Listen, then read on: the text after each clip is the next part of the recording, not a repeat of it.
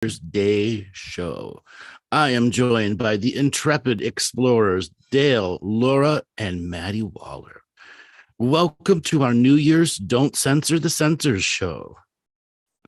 All right, everybody, sit back, relax, come on into the chat room, say hello, say happy holidays, Merry Christmas, Kwanzaa, whatever it is that you support, because we are going to have a fun time talking about, guess what? The power of censorship of spiritual people. Damn it. We are not going to be censored. We are going to be heard. But guess what? The powers that be don't want us to be heard. We did a show that was making fun of doom and gloomers, and it got hit for medical misinformation. Yes, everyone, a community guideline strike for a show about making fun of doomers and gloomers. What do you all think of that? Go on down to the chat room and tell us what you think about that type of weirdo censorship. So, Dale, let's start with you. You know, what was your experience? What did you feel like when you found that video was stamped medical and misinformation? Well, hi guys, hello. So when I found out, it felt to me that before I was a lot cautious with my wording, and I feel like we've been very cautious throughout the shows, and Andrew has for a long time. And to be not censored, sorry, to have that strike against us for speaking out, not even against, we weren't even saying anything particularly against or for, it was just on about doomers and gloomers and people who are really negative and so on. So for me, it was a surprise, but for me, it was what we're going to do next, are we going to go to a different platform where we can talk? That for me was the feeling I had when I first saw it. Laura, what about for you? Mine was, woohoo, we're potent. We must be that potent that they need to take us down straight away, because the message is getting out there and people are listening and people are maybe being helped with it, and we must be doing a good job for them to take notice of us. So, Maty, yeah, what about you? I was concerned when they took down our Facebook page as well. I was just really concerned that we haven't really covered that dense subject matter recently either. And the idea that it could just be whipped away from underneath us was quite concerning to me, especially a lot of your videos and how much content you've had when you've never had this kind of stuff happen before. And it was, it really did catch me by surprise, I have to say. It caught me by surprise too, but at the same time, it wasn't a total surprise because I knew inevitably it would be coming. And over the years, I have tried hard to stay away from the stuff that gets triggered. We're pretty sure it was Laura's revocation that triggered it, the medical misinformation. It also could have been the fact that people were talking in code, which I'm not going to repeat the code. Hint, hint, wink, wink. The this means this kind of thing, and that often triggers the algorithm to give it to you. And so we're going to talk about what are the effects of censoring us, and we want to interact with you guys today. This is a special off-the-cuff New Year's show. We decided to just plan and be with everybody, and what kind of content can we do that doesn't get censored? Or is everything censorable at this particular moment? Hello? You guys there? Yeah. So I think as well, Andrew, what surprised me, another thing to add on to that, was when you explained to me the dealings of people who have had the strike before and what a kind of a bot goes in and scans all your shit. It was I surprised the shit out of me that there actually isn't any entity like living human behind it looking at it. It's all bots and it's all AI kind of technology. That was surprising for me. I never knew that. Yeah. We got somebody spamming the chat room, Joel.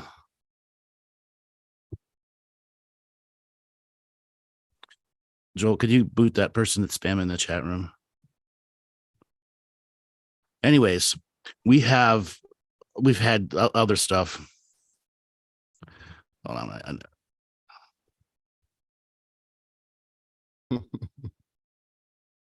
He's using some kind of spam bot here. Once again, this is something else that happens.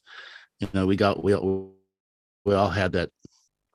My chat room's frozen up. I can't ban him. I got him out. All right. I think he's gone, hasn't he? Yeah. Yeah, we have stuff like that happening that are trying to force channels to get shut down. Yeah, we had a porn attack on a couple different shows. And yeah, there are some people out there that are crazy and sicko and do that kind of stuff as a sport. So we find ourselves in these unique moments of what do we do as spiritual people who know that these types of things are out there that are trying to just get your channel taken down. Well, you don't give up for one thing. And you don't change the message to fit their narrative either. But Because what ultimately, happens if you do? they do hold a certain amount of power, though. That's the thing, isn't it? Yep. They can make life very, very difficult for you. If all your videos keep getting taken down, then your page starts getting taken down. Really, there's not a lot you can do unless you completely reinvent. And I think the hardest thing as well is YouTube's so popular, and majority of people use YouTube. So if you're using that platform and like obviously this channel, and you get a strike and you're out the game or your channel's been deleted, a lot of people don't want to go over to other places. So you do lose a lot of. So like you say, Maty, is that it's quite I'm not nervous about it, but I do like being on YouTube just for that kind of reach, so to say. The other thing is they don't hold the power, they hold the control, but we hold the power ultimately. And I think there is a difference in that. But it's that we need an answer to a temporary situation, don't we? Right. Which is another platform. Absolutely. Okay, hold on one second. Hold on one second here. I'm getting some private messages. Let me take care of something real quick. Go ahead and talk, guys, for a second. And that's it. It's for me. So I've a show before I did the Talking Stick show. I've had Laura, Andrew on, and Maty before. I've always been a bit conscious of it, but for this, has made me being more aware of what I'm saying. So yeah, you're right, Laura. There is just that controlling aspect, which is it's hard. It's like the system, isn't it? You're in it. They're listening. These bots are listening, and you've got to be fucking careful, because if you mention you know what I'm talking about, word or anything like that, that's it. And we all see those little the channels which just get banned left, right, and center. We've all seen them, and I really hope we don't become one of them. And the thing is as well, it's not just, it's not what you're saying in the moment. I mean, we're conscious of it now, and we learn as we grow and we develop and we move on. But it's because of past videos as well, isn't it? We could be a year down the line and they could ban us for something that we said 6 months ago from now. That it just seems to be relentless. Yeah, and we can't go into either gung-ho and light workery and, oh, we're going to say what we want and we're going to do this. I think we've got to find some balance somewhere so that we can. It's like, being in both worlds, isn't it? Living in the system world and living in the unseen world. So it's finding the balance between the two, and the platform that gives us that too. And people can just use these really popular platforms for advertising or so forth, clips, little bits and bobs. I think we will see a migration away from some of these larger platforms. Hold on a second. Dale, everybody's hold on. Dale, can you make Joel admin again? Yeah. His Zoom crashed. No worries.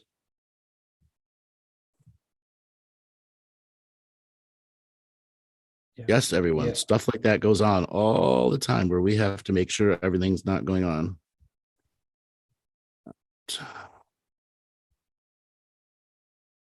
Yeah, thank you, Catherine G. She said it does not stop me from being glad to be here with you all, which is what we feel too. And then we create a particular sort of frequency as well with everybody being here.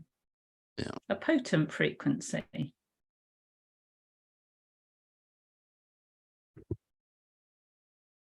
You've got those bots going off, Laura. Yeah, with your revocations. Yeah. So Joel, I've got another one to read. Joel, you're probably going to have to lock the waiting room, I think. We'll see. We'll see how it comes out. It gets undone. Anyways, yeah, you're now seeing live the things that we have to go through in the background just to put on a show. Just to put on a show. It can be a challenge. It can be a challenge. But it doesn't get us down. I've been doing this going on 11 years. I've had worse happen. Okay. I've had a lot worse happen. Let me tell you. Okay. Okay. Are we touching somebody? Are we annoying somebody when we're doing shit like this? We're like people in the chat room to give us some feedback. What do you think is going on when we're attracting that type of people?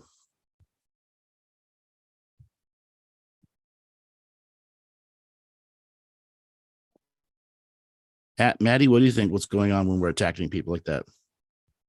It must have some sort of unseen compartment to it. It may seem random. It may seem like people who are just targeting lots of different people, but there'll be an unseen element to it that's driving them in our direction. Mm-hmm. Mm-hmm. Yeah. Does the truth set off some sort of anti-resonance in them? Yes, you can call it an anti-resonance is a good thing, that they believe they must attack. Why? Their own disbelief, their bullshit. There's so many things that you can describe it as. Over the years, I've had porn attacks, direct attacks on the website. I mean, there's still website attacks are still going on. They're just not going to get in. I locked everything out and did something that's going to annoy every hacker in the world, which is fine. You had to do it. A wedgie okay? as they come in. You basically, you get one sign-in attempt, and then you have to wait 72 hours later before you can try again. Okay, so no matter how far your brute force attack is, you're not getting into my cPanel. Yes, I've had to hire people to do that, to make sure that no one's attacking the back end. You know why they want the back end?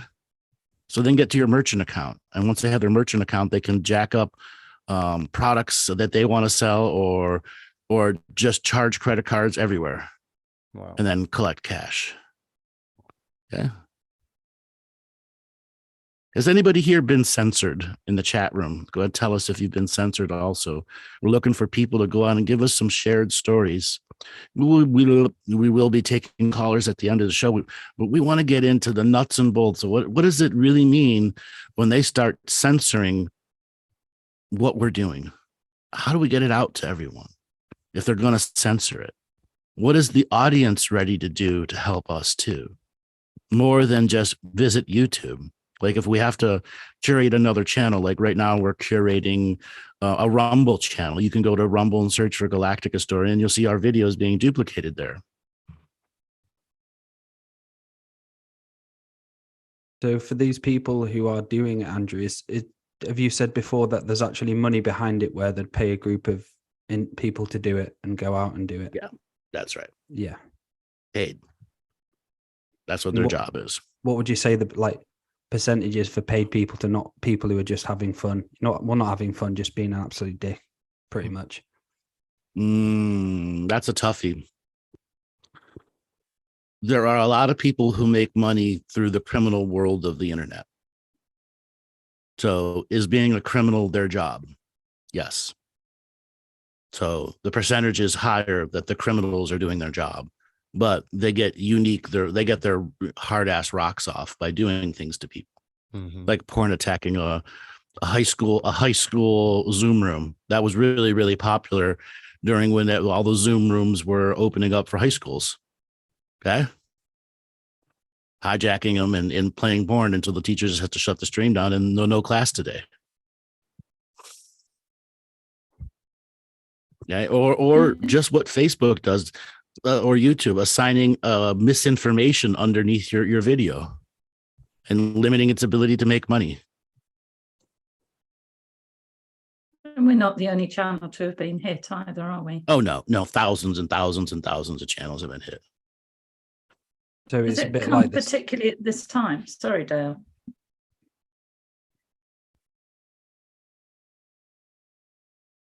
Is there anything in the timing of this? There are quite a few hit at the same time. Is it anything to do with Christmas holidays?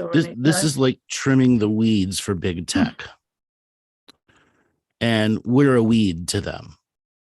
We are not a channel that they want to promote for whatever reason. Okay, we're not a desirable, we're an undesirable, even though they're supposed to be open to all. Okay. And it comes to this recognition that YouTube has changed the rules for so much over the time. Hold on, I want to get banned for what I'm saying about YouTube, that you actually don't own your material anymore. So if they make you ineligible for video, for advertisement, but there's still advertisements on it.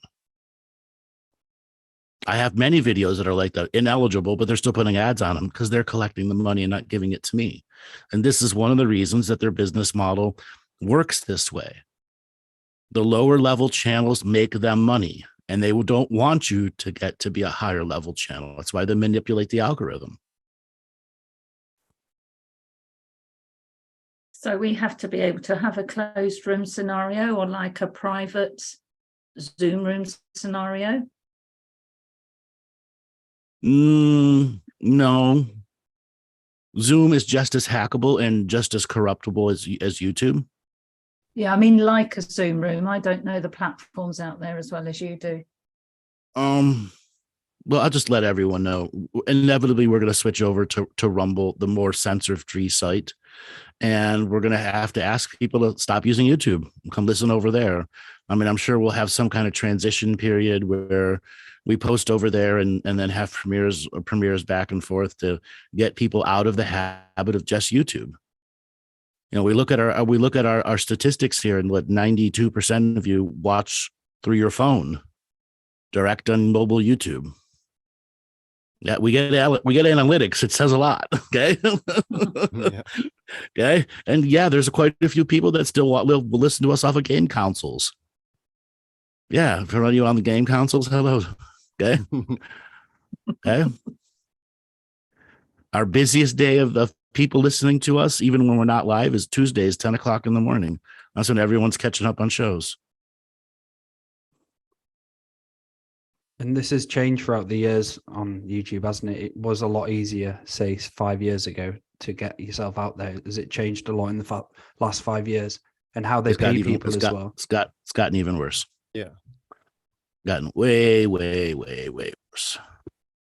They're actively preventing channels from growing. Like our channel. Our channel should be well over 100,000. I have 20,000 subscribers, but the vast majority of them get no notifications or don't even see me in the side panel anymore, even though they're still subscribed to the channel. That's called shadow banning, or throttling the channel.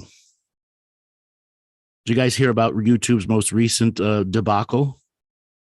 A kid named Corey has lymphoma cancer and was stage 4 dying.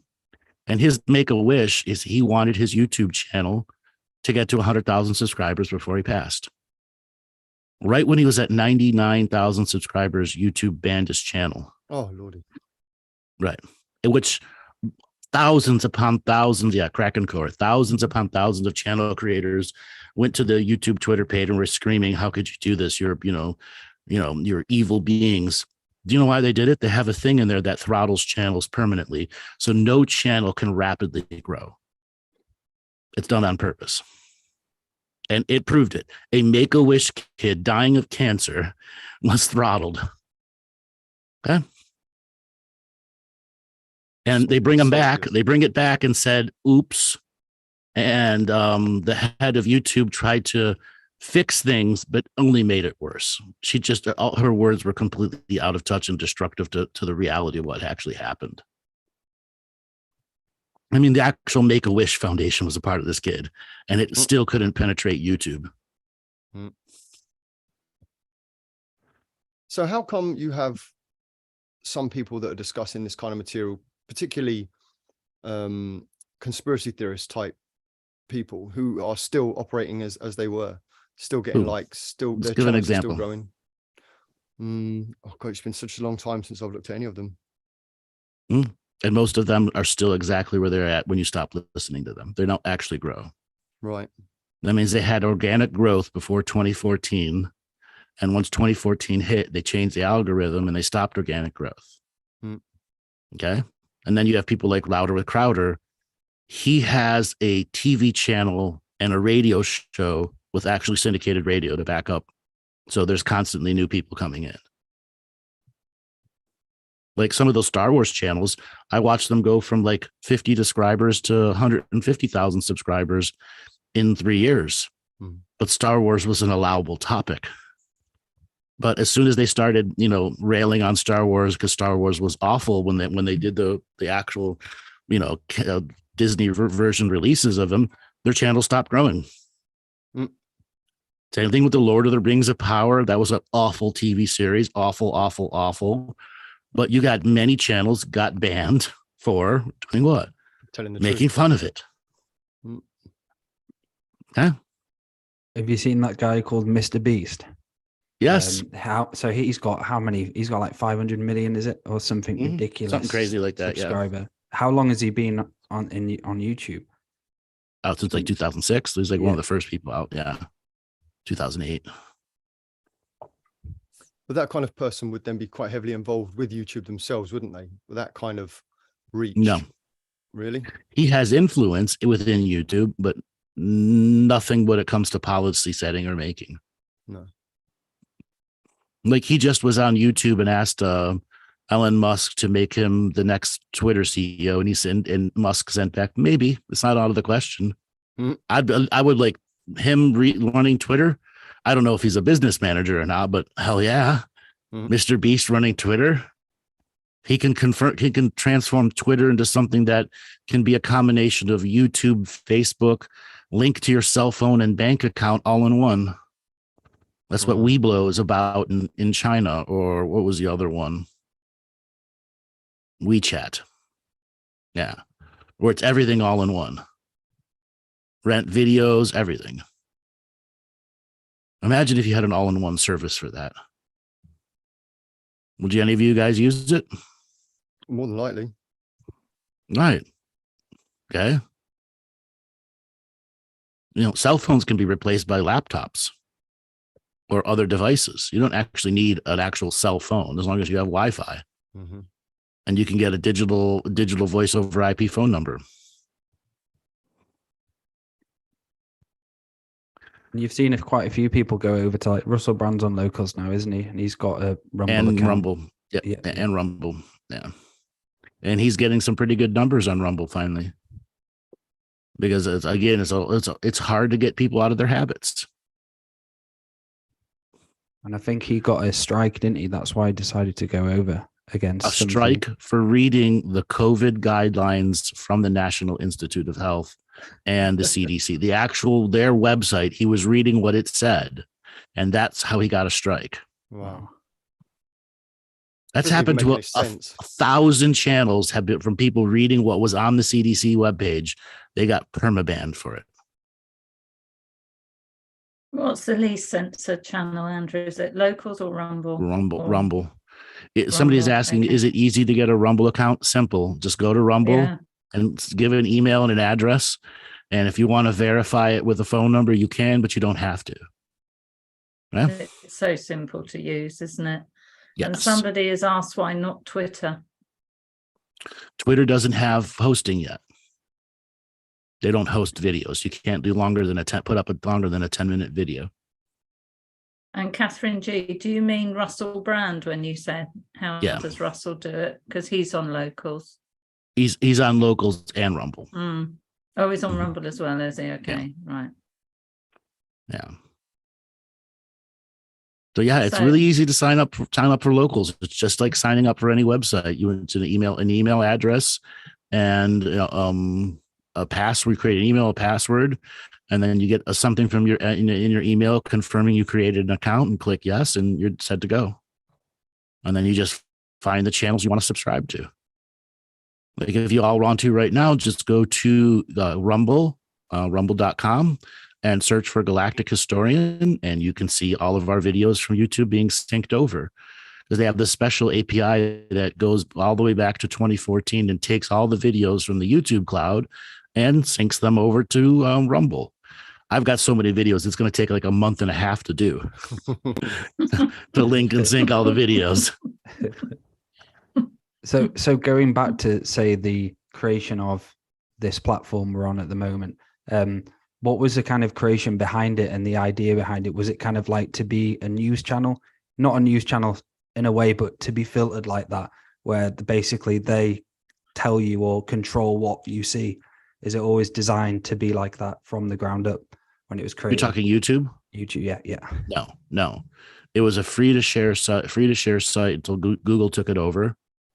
But it had a very positive interactive algorithm. And in 2014, everything changed on YouTube. It is when they went from their corporate motto was "Don't be evil" to "Let's do evil."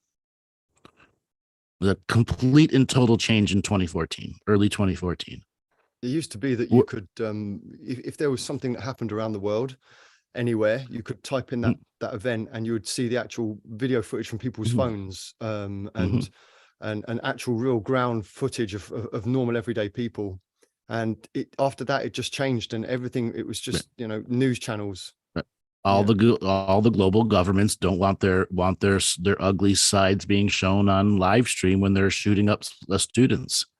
Like what happened in Egypt. That was 2011. The Arab Spring Revolution scared the shit out of the big tech and out of because how easy it was to share what was going on.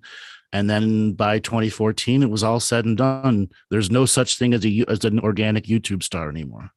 It does not exist. It's a myth. And I'm serious. It's an absolute myth for you to become an organic YouTube star. It's impossible to be done. Not unless you're in the pay-to-play system, which is they want you to be putting $3,000 to $5,000 per month in their advertising engine. If you don't, you're throttled. And so some of the ideas of say like Rumble or Locals is to kind of get away from those being made and created. Kind of people coming together and go, right, enough's enough of this bullshit. We need to get people over to actually have a natural, organic kind of creation with it. Yeah. So Catherine in the chat room, doesn't the debacle with the cancer kid wake more folks up due to the visible trickery? Yes. It's what I call transparent hypocrisy now, where they don't care if their hypocrisy is transparent. We've all known for years that they've been doing it, and now they're doing it and going, yeah, we're doing it, and there's nothing you can do to stop it. Has anybody read the Twitter files? What's actually there? The actual full-on collusion between the government, CIA, and all the big tech companies? It's absolute proof. Okay, the Twitter files are going to be a bigger dump than what Snowden did on them spying on us. This is what they did with the information from Snowden. They applied it to the social engineering systems and created YouTube algorithms that only promote the people that they want. Like, here's an example. Let's say I decided to create a VPN that blocked everything that I was going to create, logged into a fresh YouTube account from the United States, and let's say I just did pop culture stuff, Johnny Depp, Star Wars, woke Hollywood, et cetera, et cetera. I would get up to about 2,200 subscribers, and then I'd be done for months and months and months and months and months and months. And my videos wouldn't be going into the recommended files anywhere, no matter what I did, unless I did YouTube Shorts. Okay, YouTube Shorts is like trying to replace Instagram. And Shorts don't actually pay you anything real, and they don't actually bring subscribers to your channel. So you're stuck creating content that isn't beneficial to your audience.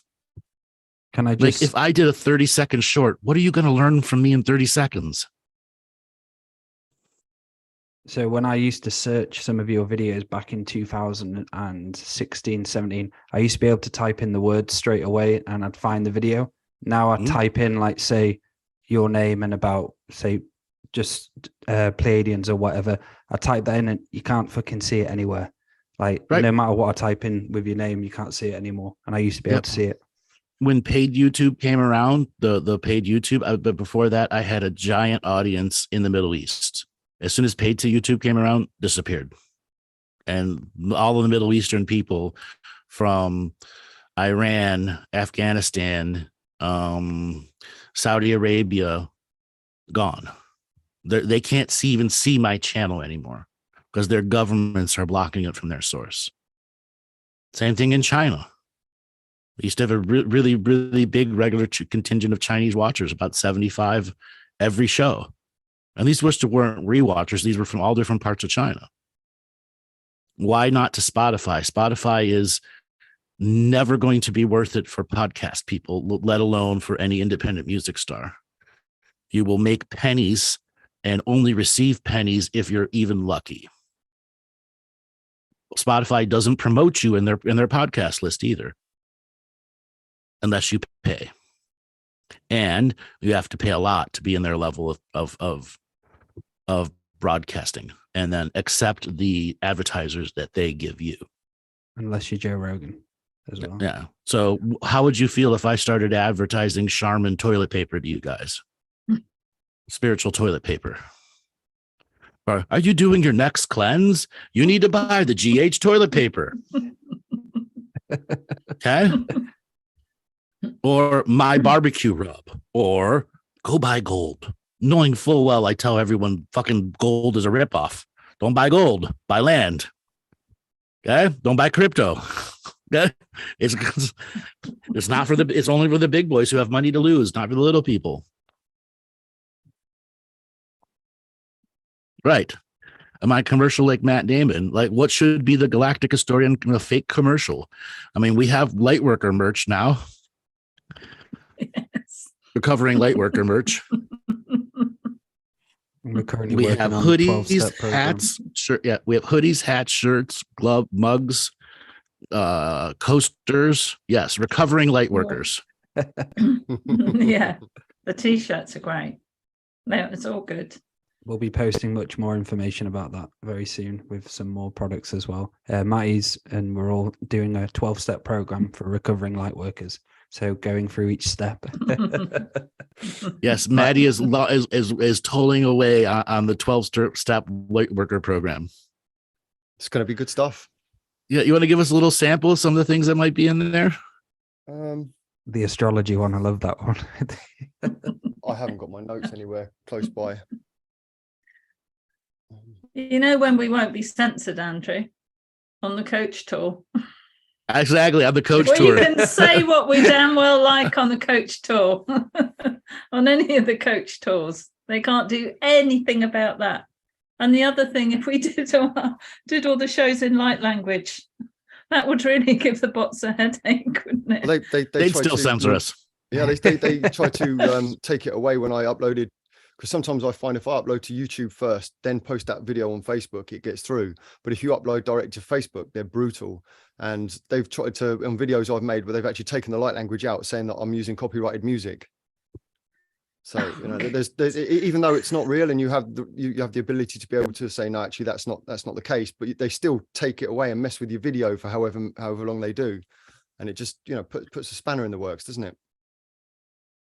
Yeah. Makes everything so much more difficult. I'm surprised they didn't ban the recovering light workers show when we talked about all the different light workers and stuff like that. Yeah. Yeah.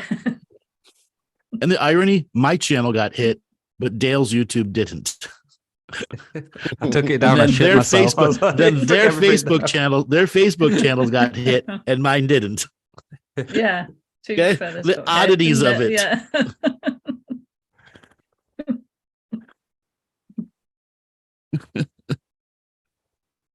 Why did they ban it? Medical misinformation. That was the reason that they said it. And I contested it, but it doesn't matter.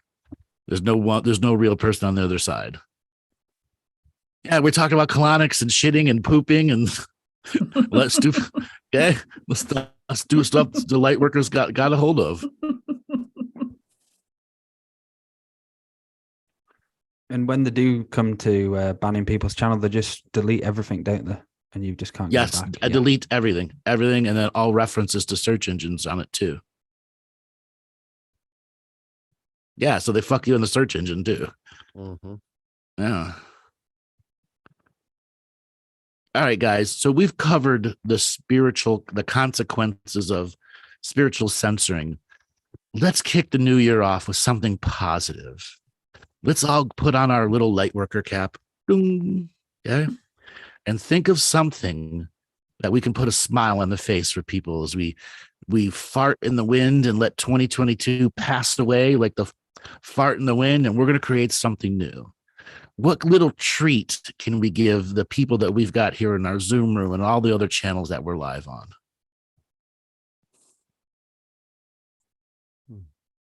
Some Christmas like cake. a preview of future shows. Anything. Your creative cap is on. There are no limitations to your creative cap.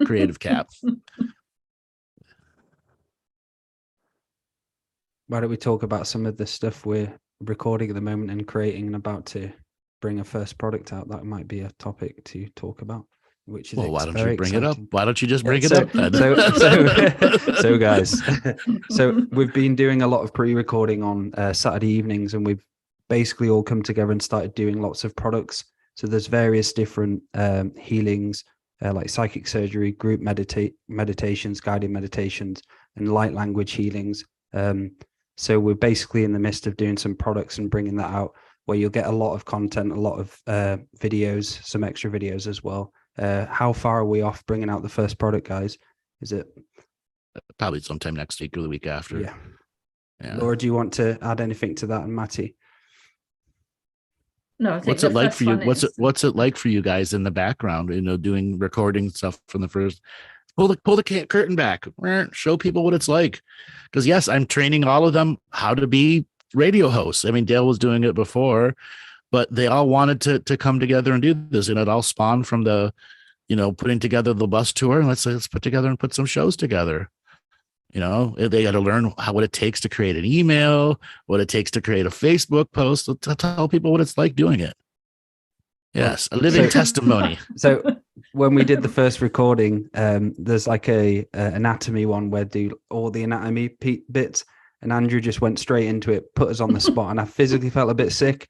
And I was like, the things we were doing were so new, but it's made me expand, and my confidence has just got a lot better from it.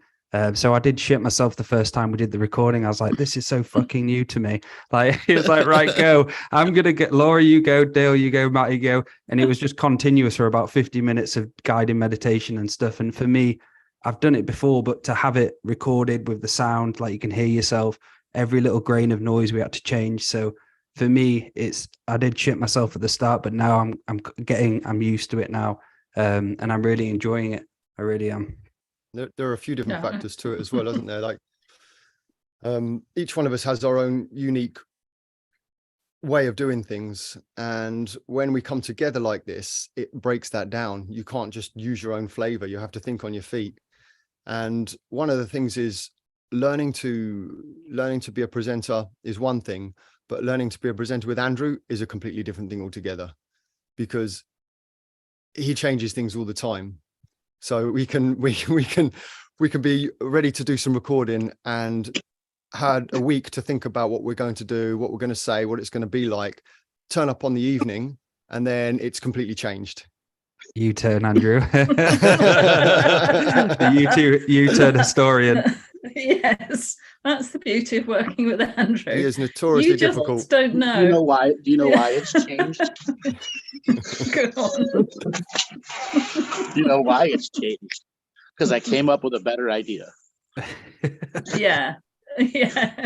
So I used to go away and like try and look up stuff on the topic he'd given us, and in the end I thought I'm far better off just going for a walk beforehand, coming back relaxed, because Andrew will just like drop you in it, like the guy said, in the nicest possible way. And first of all, you have to decide you're either going to be like a deer in the headlights, and it's, oh shit, okay, I must know something about this. I must be able to come up with something. And what it makes you do is delve deep, and it makes you use your inner wisdom. And it's amazing what is in there when you're put in that sort of position, because none of it is rehearsed beforehand. Some of it is discussed, and then, like the guys say, or Andrew's just said, he'll come up with a better proposition, and we go with that. And I just think in the end, we create the energy and the flow.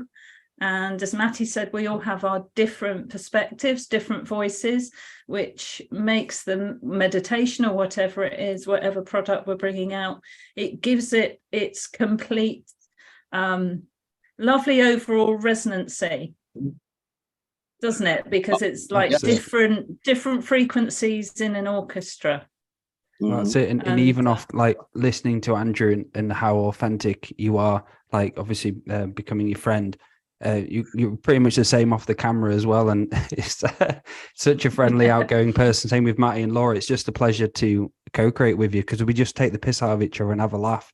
And there's no, we do a lot of work, but that seriousness isn't there. And we are work driven, we work hard, but we still have fun. And that's a relief. It's a nice relief to have that. Just to take the piss and have some fun with it as well. Yes, Yeah, we've got an ongoing little ribs that we all have for each other. Dale can never get time zones right. Not just Dale, Andrew. No.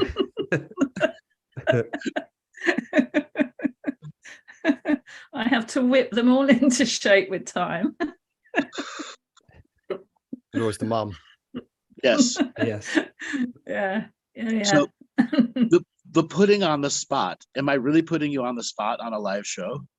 Or is it just your turn?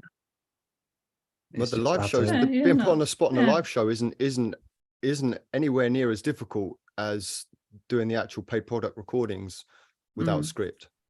Especially so when we were doing the anatomy, there were so many different areas to do. So you had to think of a new one for the next one. And then Andrew did one, Laura did one, Maty did one. You're like, fuck, like, what am I going to do next? So it really fucking started creating. I think the best thing for me was getting out the brain and just allowing myself to go into a flow. And that's one of the main things I've learned about being on shows and doing products, getting out of my head and just allowing that natural flow to come out. And working with Andrew, Laura, and Maty has helped me do that, to be able to not have doubt anymore with what I'm saying. And sometimes I forget things, what people have said. I'm just a human. So that's helped me as well with that. It's so difficult, excuse me. It's so different though, isn't it, Dale, compared to doing private sessions. So if ever I'm doing a private healing or a private session on somebody, I don't know what's going to happen. I'm not concerned about that either, because the narrative will show itself as it goes along. You know, it will unfold as you go along. But when we're doing this kind of work, it doesn't quite happen that way. I mean, it does eventually, but it seems to be, it's a little more difficult to just get into that space. Whereas with the private work, it just happens naturally. I guess it's a matter of practice.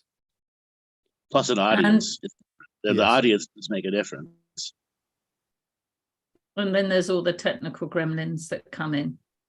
Right from the very beginning, Andrew said to us, you'll find there'll always be something that we have to adjust or sort out. Even when you think you've got it all cracked. Like today, I thought I had my green screen cracked and look behind it, I haven't. But yeah, it's how it goes. You're learning all the time, and it's just fun on this journey, learning and sharing it with everybody too. And to just developing that wisdom. Yeah, and not letting the gremlins get to you. That's what I said to you. Yeah. Don't let it get to you. Don't let it. It's inevitable. It's going to be ongoing and ongoing and ongoing. And it's nonsensical as well. They'll be gone for months and then they'll come back. It is uncanny. I had a lapel mic that I was using for hours before we even started to do the recording. And then as soon as we started to do the recording, the mic just stopped working. And there's silly things like you might have to log out and then log back in again. Or, you know, just silly things that don't make any difference. And that's how you know when the gremlins are at play, because it's almost nonsensical, isn't it? Right. The chaotic energy is so intense. Yeah. Well, what I love as well, Andrew, is you are still teaching us and guiding us in the way you do it with us and the way we all co-create with you on these shows. So where did the gremlins come from, Andrew?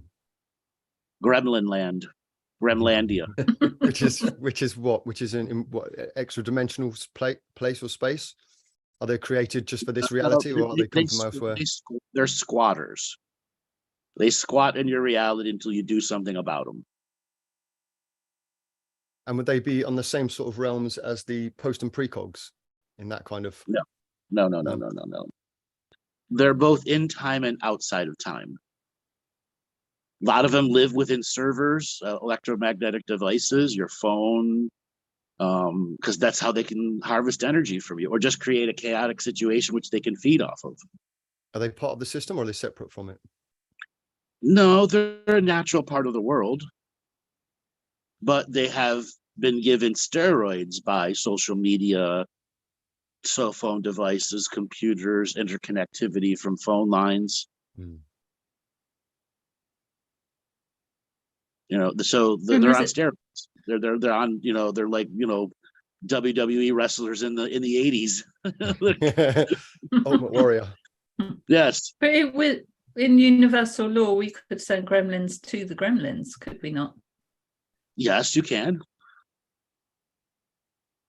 But that could backfire on you. That's what I was just about to say. Mm.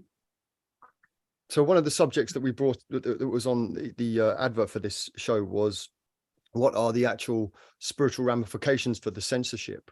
Because there is a greater picture here. There is a grander awakening. Yes, it's an individual journey, but this is a unique moment in our space-time, isn't it? And so what effects is this censorship actually going to have? Because they can't just shut everything down forever. Yes, again. They're going to try that, are they? Is it going to come down to person to person? Mm-hmm. But that's what they want to have, is person to person censorship. That's what they're trying to refine it back down to. Censoring individual topics for individual reasons for individuals, so that you don't get exposed to a rebellic cause that they don't want you to ever even know exists. Example, like the riots that are going on in Iran or the Green Revolution. They shut all that down because the rest of the world was supporting all the rioters. I'm sorry, not rioters, all the protesters.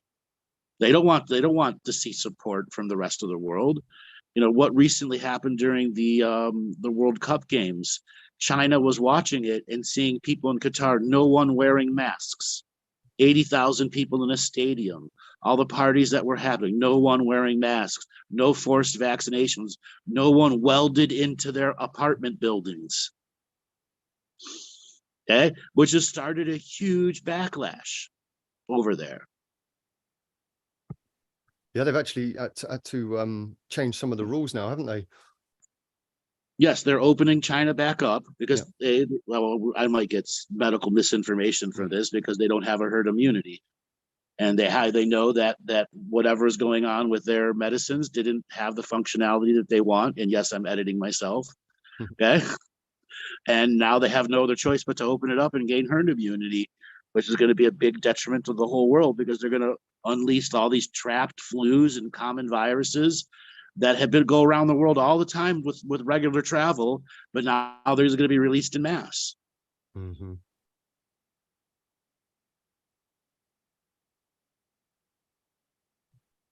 What's it like for Korean pop? Didn't they have like a time where they weren't exposed to the world for a long time? And no one was listening to it, and then they took over YouTube. Okay, and Korean pop before 2014 used the algorithm to their advantage in the paid advertisements, and now their paid advertisements to get their K-pop band spread worldwide. Okay, this big industry behind K-pop, really big industry. Record groups that'll spend $20-30 million in advertising an album or a tour to make $700 million. Wow.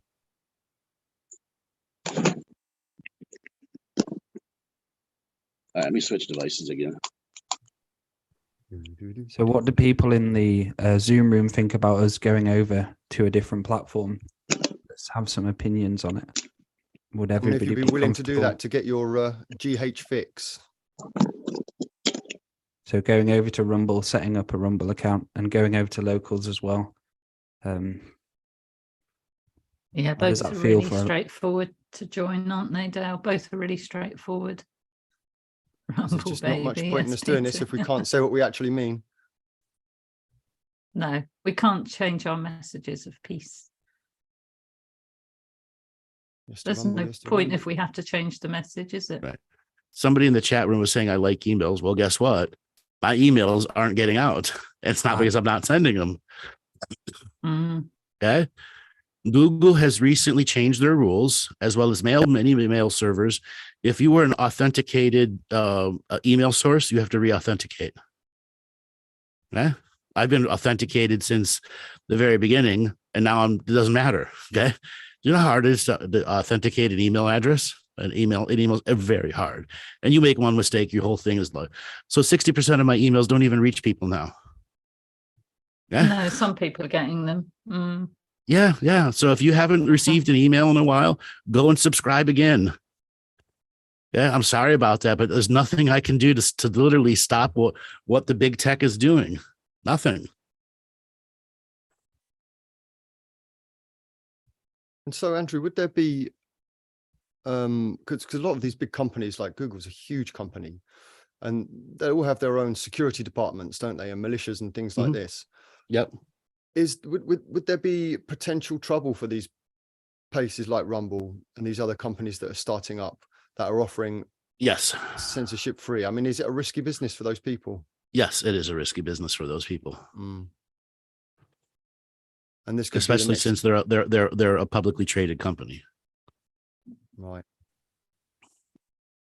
And this could be the next challenge that we face, where these companies can get so big that smaller. That's what happened to Patreon. That's what happened to Patreon. Right. Yeah. They get taken over by a multinational corporation that changes the culture inside.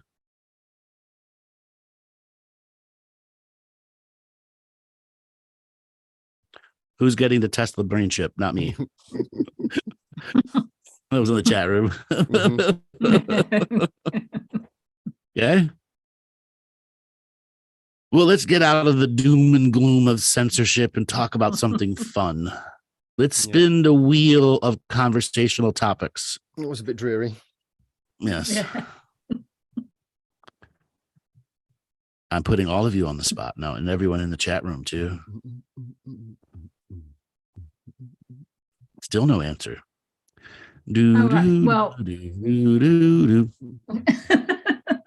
can't say much more about the coach tour because we haven't got any. No, okay, because that is cheerful. That is cheerful news, though. That's at the coach tour side. Haven't sent us the final contract yet. We Because call they're him probably Web. still they're call him still Web afraid Wally. of. Yeah, they're still afraid of what's going to happen in 2023, and they want to sign contracts until they've gotten their side secured. I've never had a coach tour company like ever take this long to get back to us. Never. So no. So we're still. How about then? How about some New Year's resolution type stuff? Like, what are people going into the new year wanting to do? I want to leave detoxing. Yes, leave 2022 behind. Yeah. And embrace 2023 for what it's going to be. Freedom in a way 2022 wouldn't allow to have, and we have to create that freedom. And it does feel that everyone has a bit of a life review at the end of December, don't they? What they need to change and do. That it usually lasts for about 2 weeks, and they just give up and go back to how they were before. So somebody wants me to talk about Andrew Tate. Well, the Matrix came in and got him. He was arrested, even though he was never handcuffed. He wasn't charged, and he was let go the same day.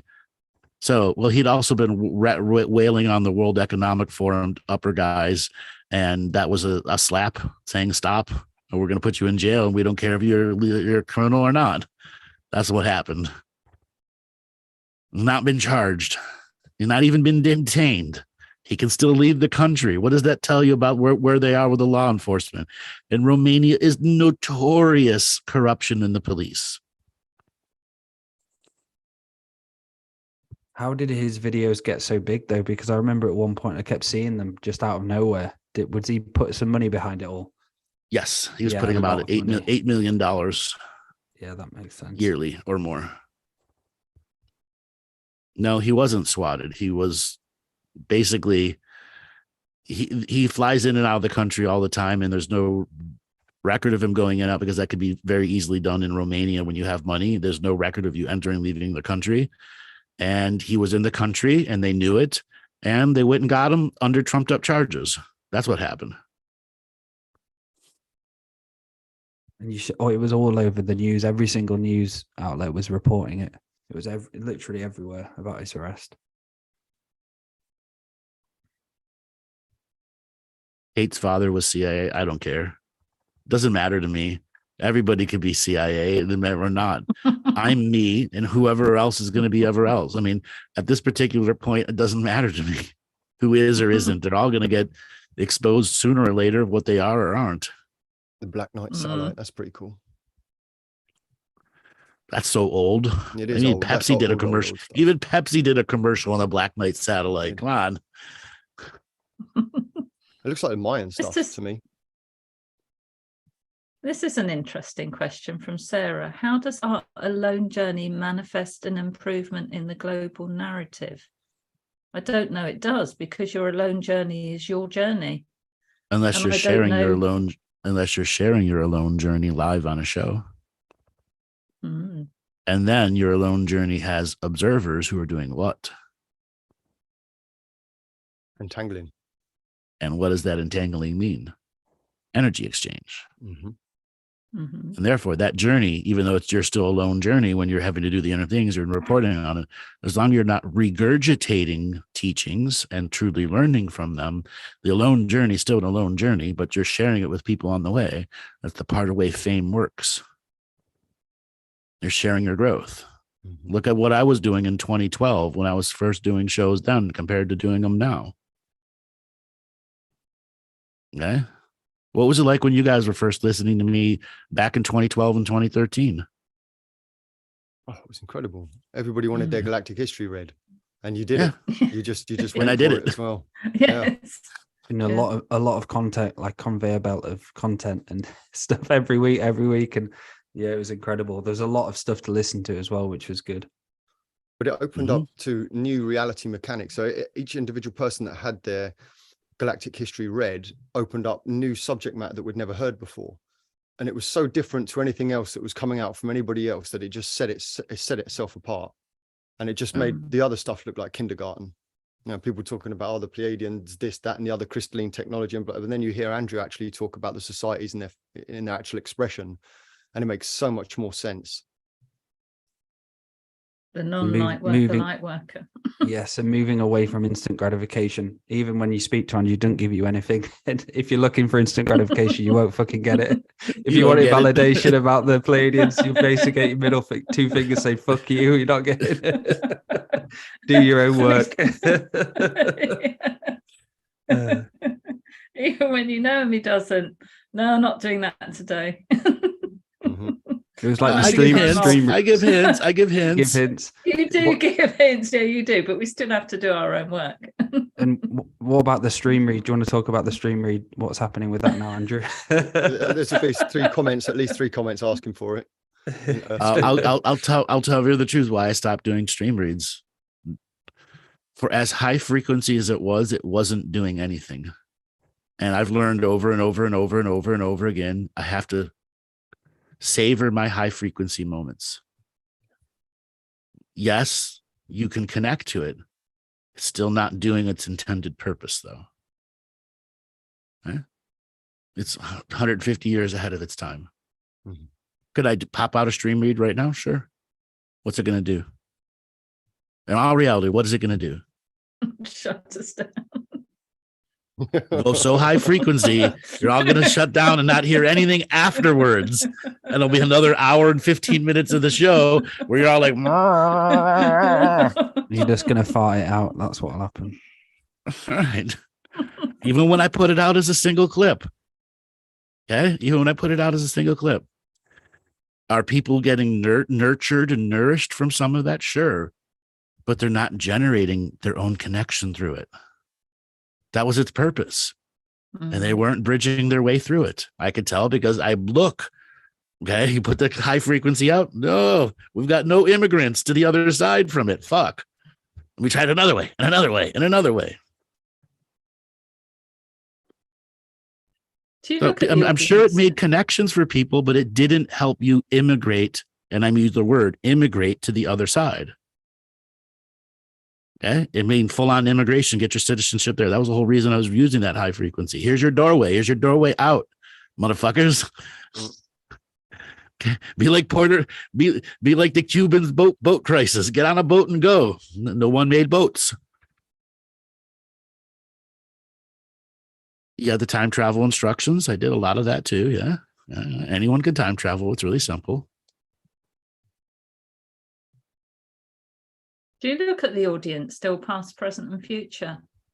Yep. Before a show goes live, I peek to the future and see what its potential is. But that potential can be changed with every time somebody types something into the chat. Yeah. It's an evolving potential. So for people that know me, you are the potential, not me. And so if you realize you are the potential, not me, I will match your potential.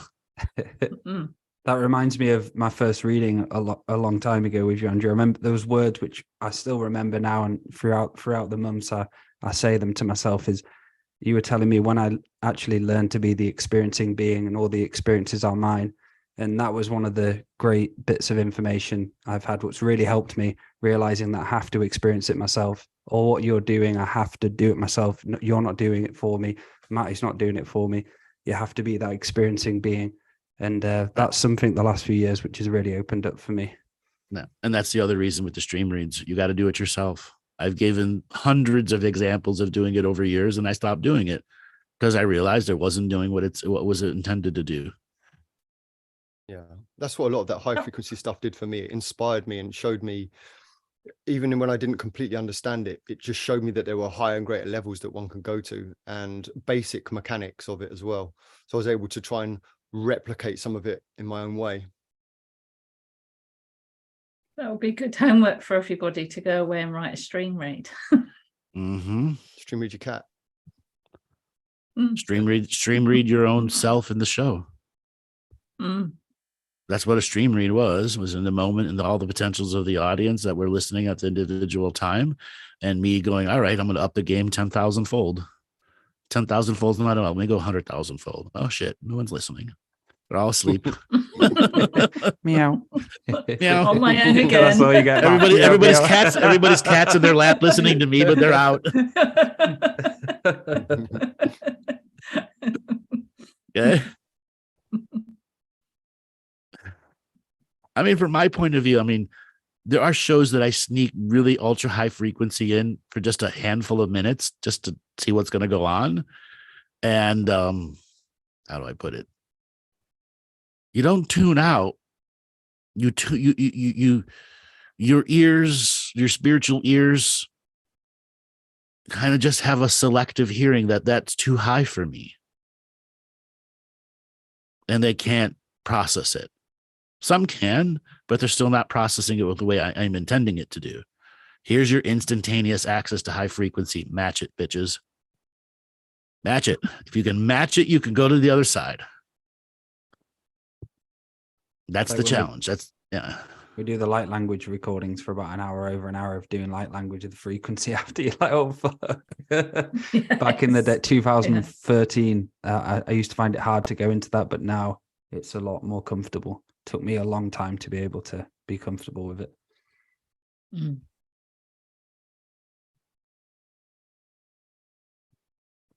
So what's it like for you still switching off, Andrew, from everything? Does it take a long time to shut down still from doing shows or doing high frequency? It takes a very long time to shut back down. A very, very long time to shut back down. In fact, this last 2 weeks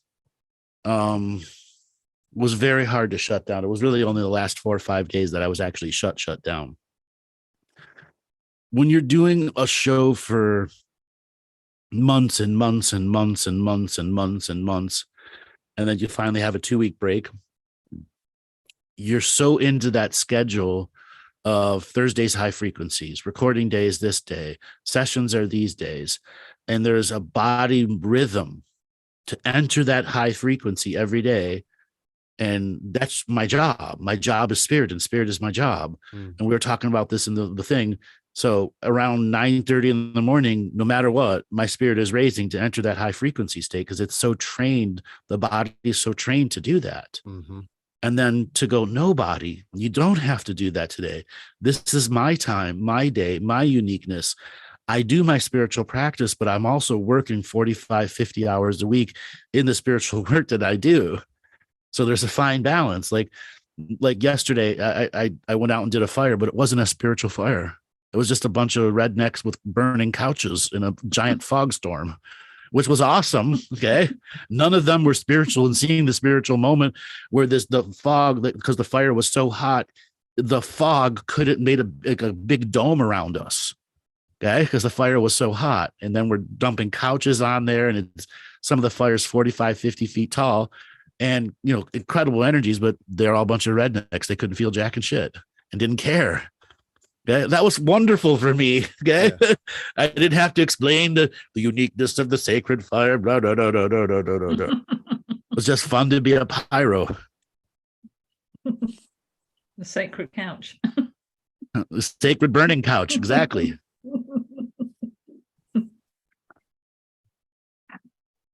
And that's so important for this, like on the spiritual journey, and what I've learned, how to truly switch off from it, and how important switching off from it is, to be able to switch off from everything and just do human 3-dimensional stuff and enjoy it as well. That's been a big challenge for me, and I'm sure a lot of people listening. Does anybody switch off for one day? Maybe put in the chat if you do. Well, switching off is a process that you can do all throughout the day as well. It's like Andrew was just talking about, you know, it's much akin to when you set your alarm and you wake up just before your alarm goes off, that natural body clock that, you know, that brings you that. It's the same with the skill set as well. So when you're trying to force the skill set, you know, the light workery kind of concept where you're trying to do a stream read for everybody that you meet. Hey, man, let me just show you how psychic I am. You know, that kind of, that forcing of the energy. And now very much so, it's almost like, you don't really even have to engage anything. It will just arise as it does naturally. It's a natural process, on and off, on and off, on and off, and it has its own peaks and its own troughs. And the thing too is, if you actually do take that time off, it gives you so much fuel and life force for your next lot of spiritual work. Exactly. Yes, exactly. And also, sometimes we just have to go through some human experiences which aren't necessarily going to relax us or make us feel ready to enter back into spirituality, but sometimes we've just got human things to do, human experiences that don't require psychic skills. Yeah, be one with the potato in you. You should get your inner couch potato guide. Yes, beach whale. Or dramas. Yes. Or children. I sent them all that to chat room. How are you guys? You feeling like beach whales on Christmas Day? Still digesting our He's food hit with a harpoon now. Yeah, come on to blows.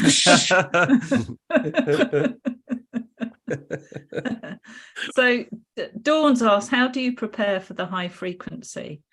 So that's right back to the Andrew's basic teachings, which is daily practice, building on that. So have your daily practice, your prayer practice every day, build on that day after day. And then Andrew's got so many videos out there, also on Two Feathers Medicine. If you want to come on, we do shamanic teaching. It's a process, Dawn.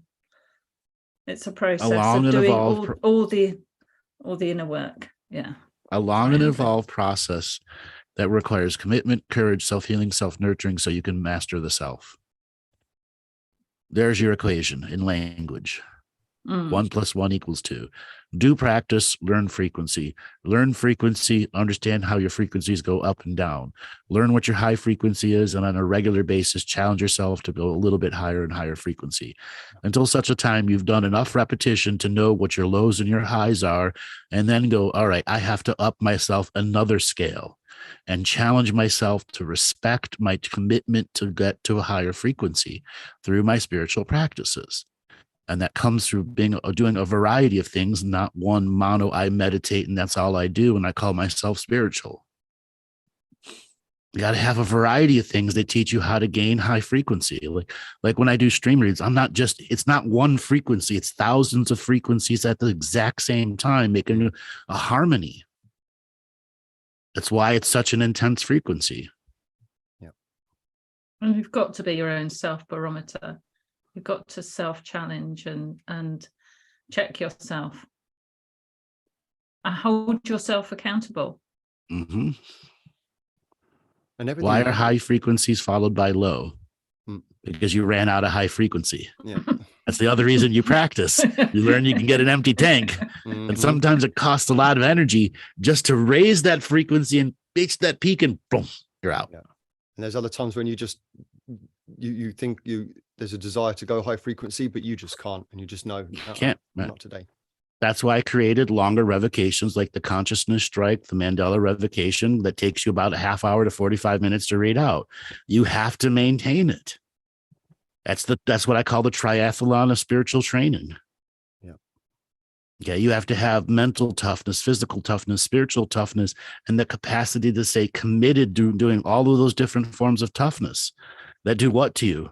Harden your energy's frequency to stay high and remain high until such a time that you can naturally lower your frequency and not be burned out. Yeah. So you're not doing it alone, Dawn. You're not doing it alone.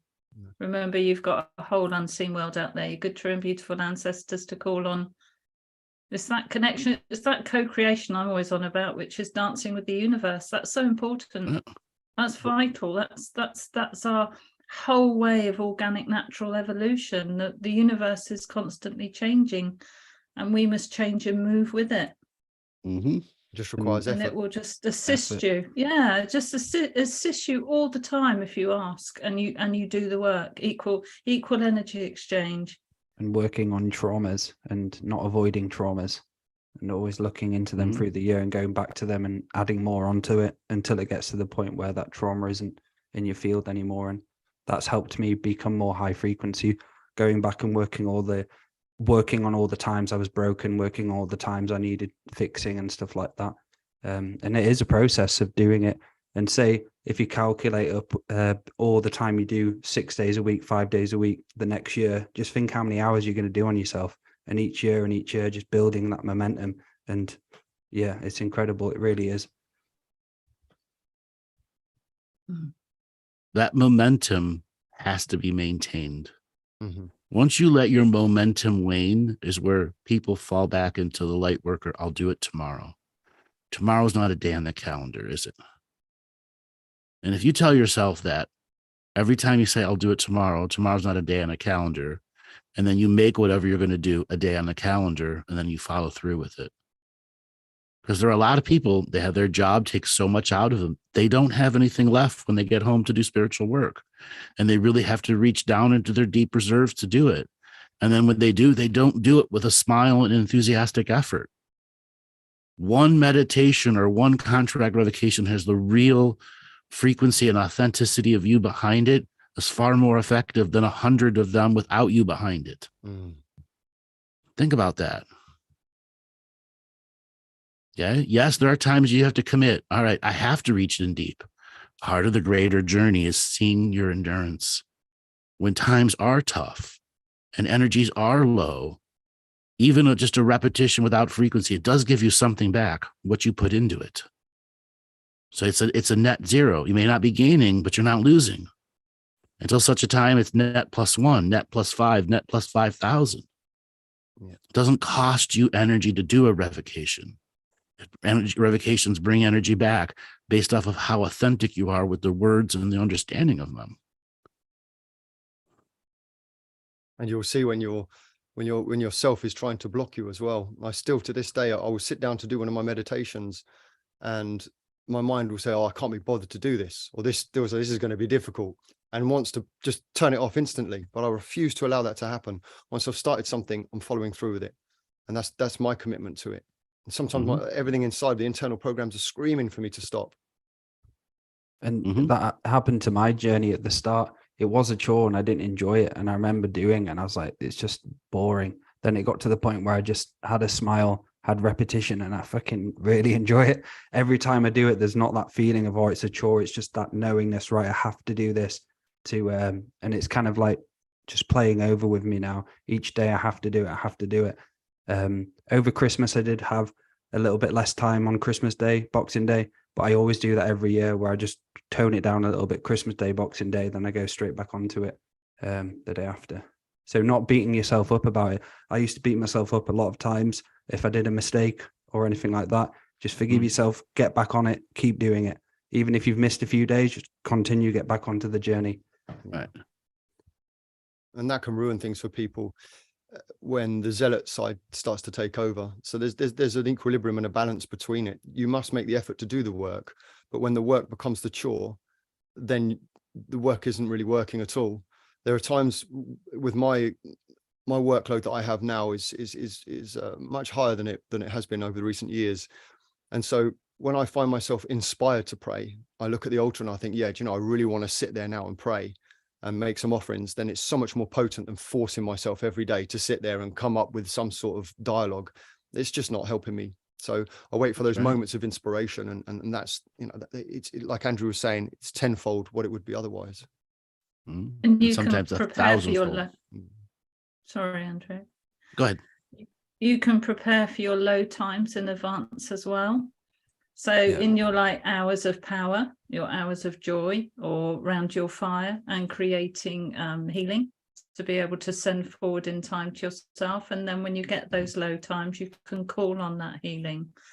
So if you're using like your really, really potent time, and then build that and build on that, and then send that forward as a healing and collect it when you need it later.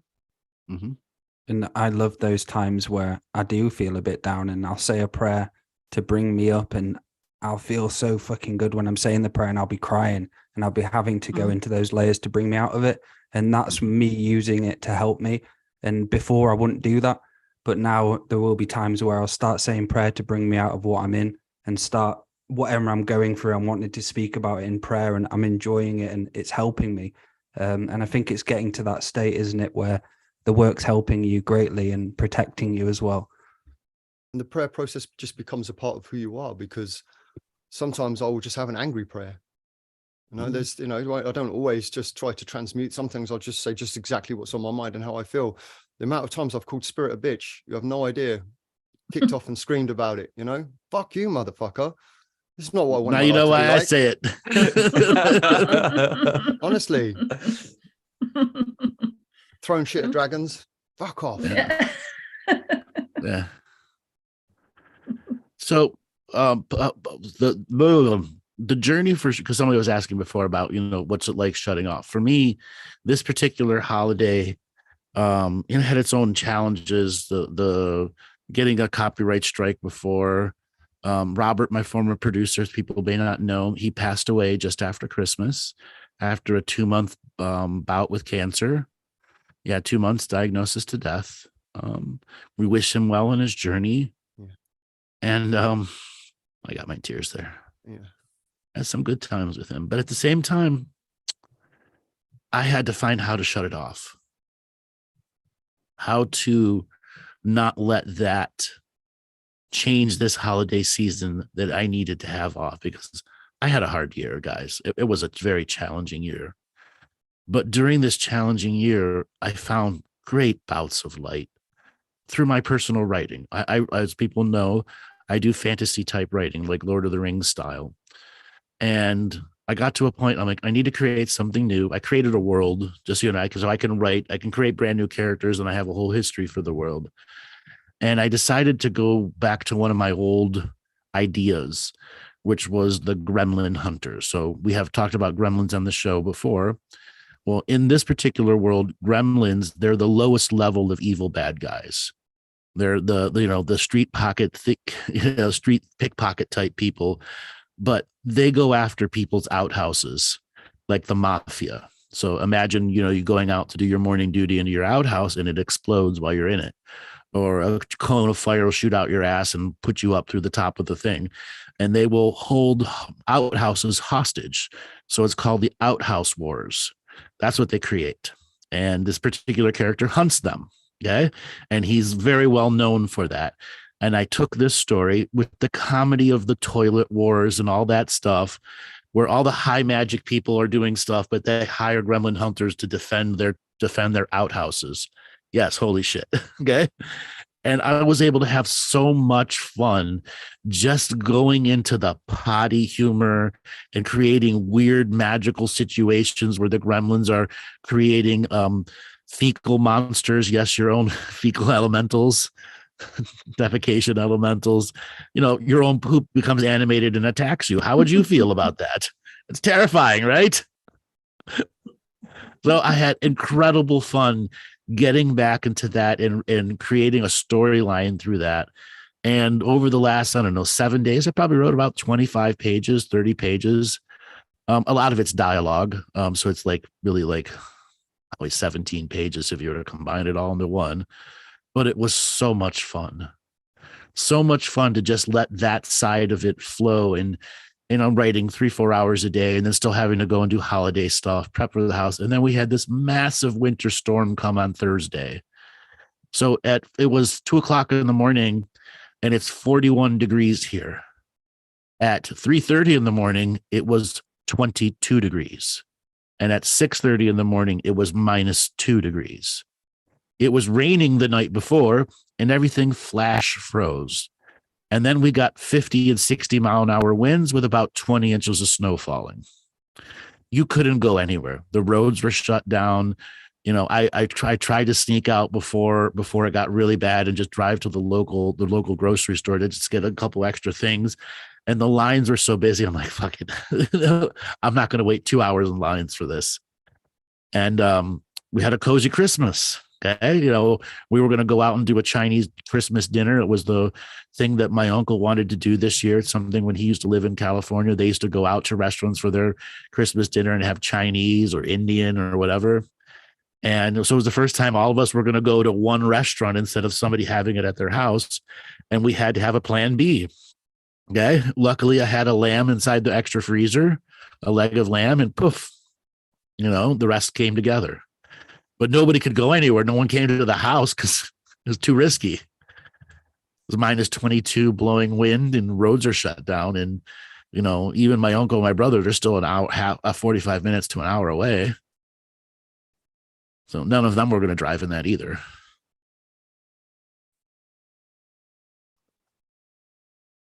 So yes, I wrote stories. That's what I did to disconnect. Stories about outhouses under siege. Even the king's outhouse, the king's privy. Okay. And they're riding like on turkeys, was it? Yeah, right. Riding on that's further down in the story. So they will enchant turkeys and chickens because the gremlins are really small. They're like 2 feet tall. And so their version of horses are like turkeys and chickens. So imagine something that's, you know, 2 feet tall on top of a big turkey with a lance, looking like a knight. It's a battle turkey or a battle chicken. Okay.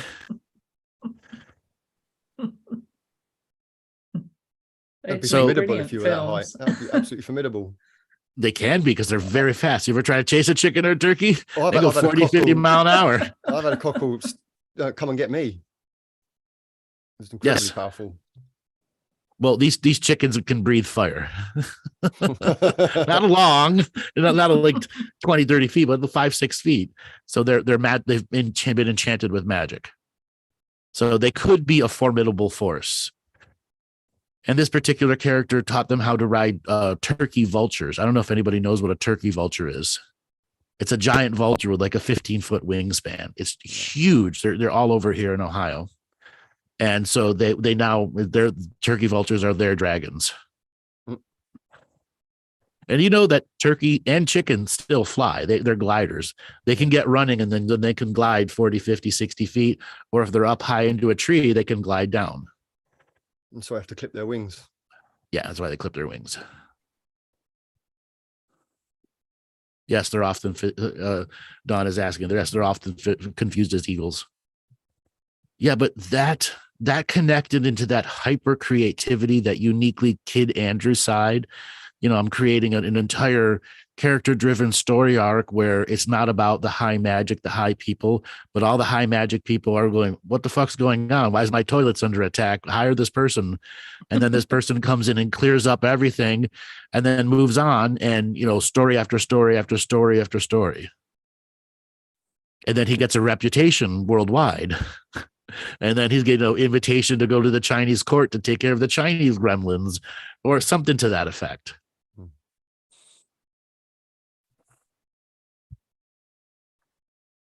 Yes, the toilet siege. So he will like be a sniper, like hidden up in a tree somewhere, waiting for the gremlins to go in or out or get around the outhouse.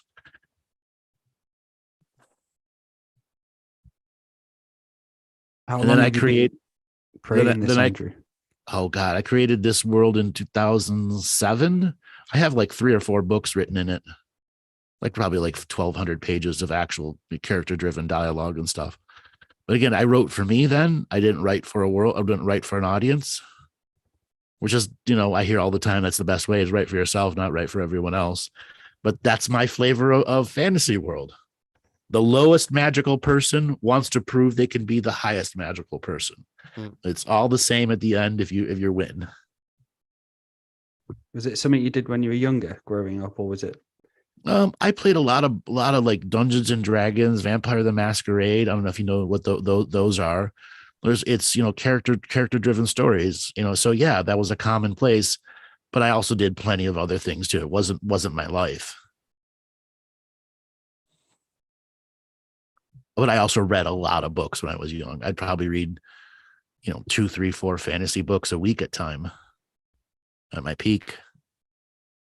And if you've never listened to an author named R.A. Salvatore, you can look him up. He wrote a whole bunch of outstanding books in the fantasy realm. Blow your mind level good writer.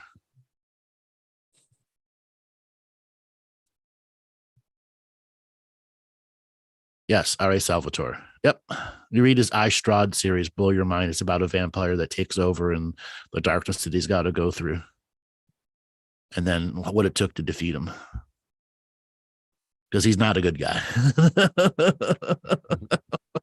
Not a good guy. But he tells the story from the bad guy's point of view. Yeah, I like that. That was awesome. That was unheard of. You're telling a fantasy story, the entire story from the bad guy's point of view. And he's talking about the Knights of the Light and and how worthless they are. And then you switch over. He like halfway through the book, he switches over and gives you the point of view from the hero's side.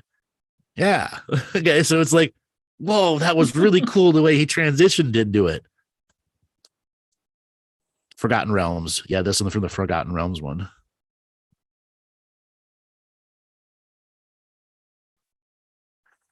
Well, shall we take some calls? Yeah. Yeah, let's do that. Well, you guys are going to be in charge of the callers. I am making the transition away from selecting or having wheel of callers. So we got a hand. So with my smooth radio voice, if you'd like to join in, have a chat with us, raise your hand, please. One so far. Need more than that. Keep going. Any topic. So would you like to pick, Laura? Well, I think we have to have Sean as he put his hand up first. So Sean, we are giving you Come on down, Sean Bibby. Mr. Bibby. Yay. Yay. We love your ASMR voice, Dale. Oh, thank you. Thank you, darling. I just want to talk about Christmas, or like the holidays between Christmas time and New Year's. They are so relaxing and fun. And they can be so relaxing and fun.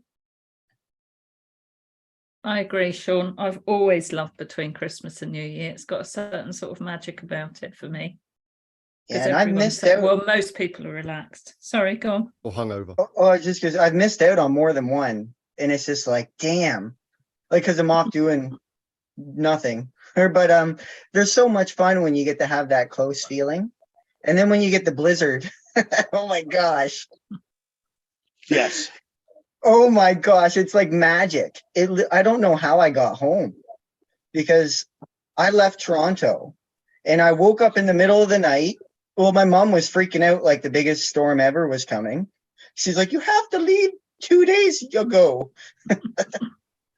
And I woke up in the middle of the night it's still raining. It's still raining. I woke up in the morning. It's still raining. It's like plus 2 degrees outside. And by the time I got home, it was minus 15. Jeez. And it was the longest drive ever. Was you driving in the snow? Oh, yeah. Well, Yeah, like, it's not fun. as soon as I got out of Toronto, it started snowing. And then, like, where I'm from, we're near the lake, like where my family is. And they just get the snow. They get dumped. They just get dumped. Yeah, you got the same thing I did, except you got it 6 hours later than I did. Oh, wow. And like, I don't know how I made it home, but I made it home. And then as soon as I got there, no one's going anywhere. It was pretty fun. Yeah.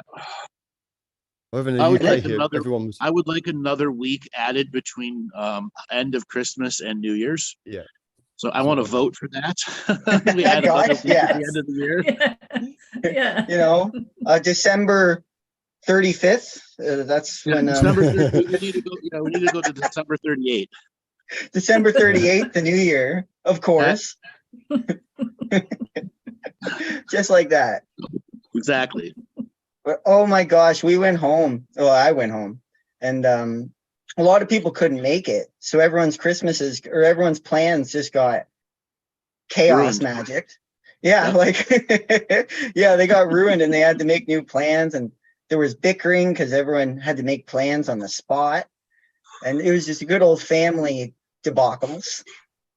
And oh my gosh, my dad just got this thing called a gator a little bit ago. It's like a off-road vehicle kind of thing. And it's one of the ones with 6 wheels. Yeah, I know what you're talking about. Yeah, so we got one of these and we took it out in the snow and the drift because nobody's on the roads. Yeah. Like absolutely just street lights and drifts. And we just got out and pushed this thing so many times and broke it in fully and joy rode and knocked on random neighbors' houses and showed up. That's awesome. That's awesome when you do anything like that. Oh, it was just ridiculous. Like we made so many memories, and I learned a valuable Christmas secret because things got very cathartic that night. There was like so many things, emotional things happened within the family. And long story short, Dad was in the doghouse hard the next day, and everything was at the lowest of lows. But we played Yahtzee later. And man, that rattling of the Yahtzee can break up stagnant energy like nothing else. So if things are going really shitty, just play some Yahtzee. Breaks it up.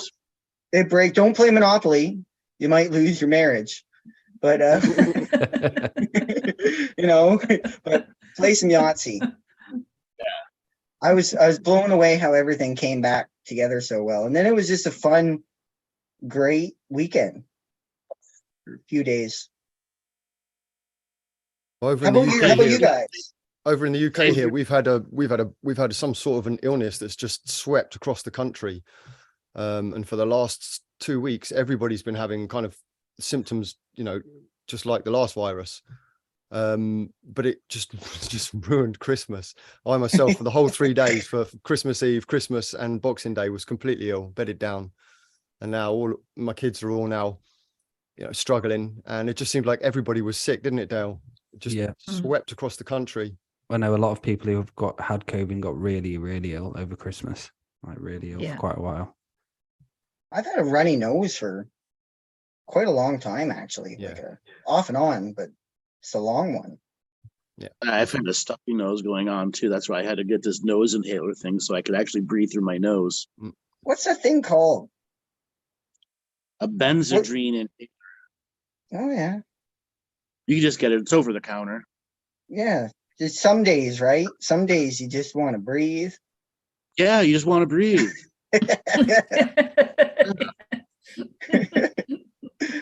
But that storm was epic. Like literally, there was so many the drifts, and it didn't snow. Like it snowed a lot, but it was blowing more than it was snowing. Right. And we had continuous 50, 60 mile an hour wind gusts for 4 days. Yeah. Yeah, and the drifts just piled up, and some of the roads were like you'd see the road, and then you would see 1.5 foot drift for 60 meters, like like 60 feet, and then road again. It was a lot of fun, a lot of pushing. Yeah. So here we actually had thunder and lightning inside the snowstorms in the winter. No way. Yeah.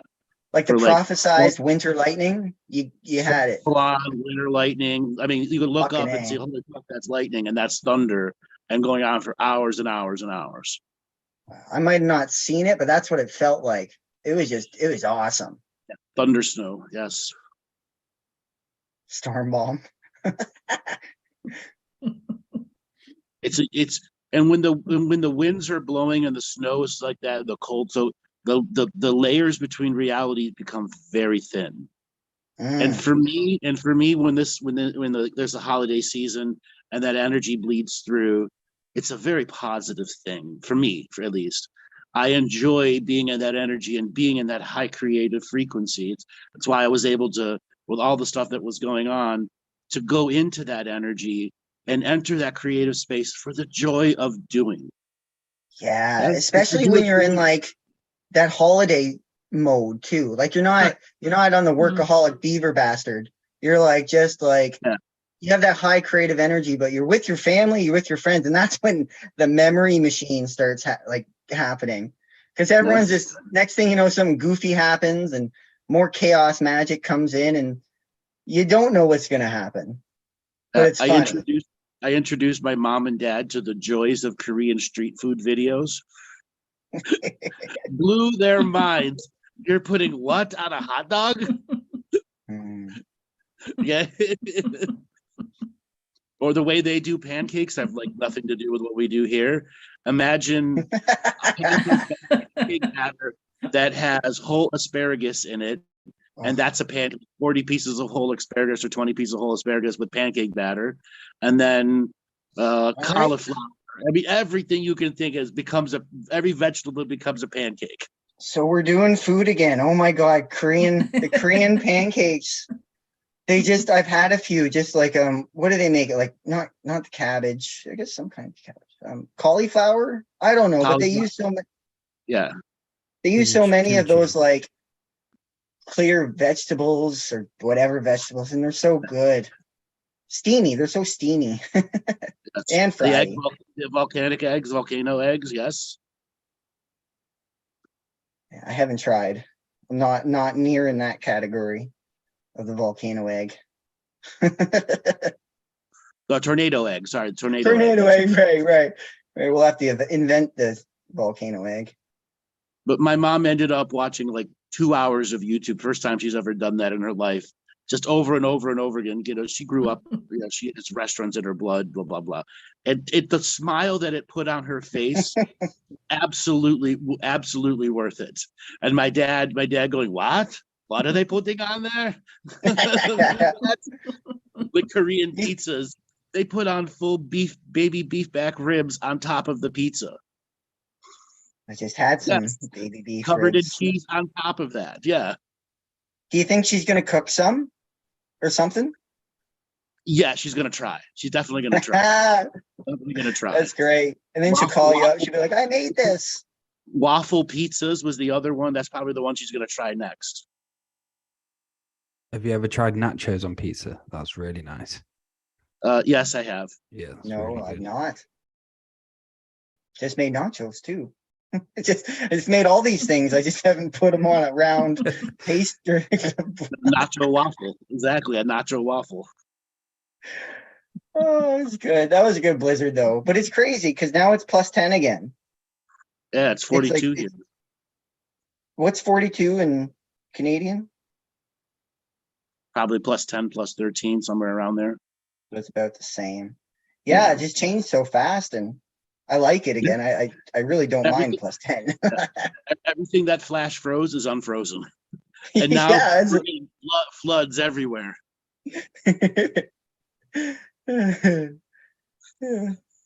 Well, we've got a bunch more hands raised, Sean. Thanks for calling Very in. fun. Take it easy, Sean. Yeah, it was happy Thanks, holidays, guys. Take it easy, bro. And to See you you. on December 35th.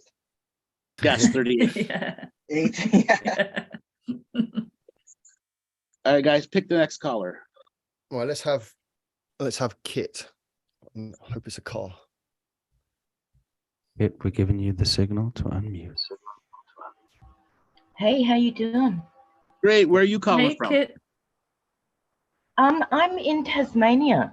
You know, the little welcome to island the show. south of Australia. How did it get We're that out. far? Yeah. Do you want to put your video on, Kit, or not?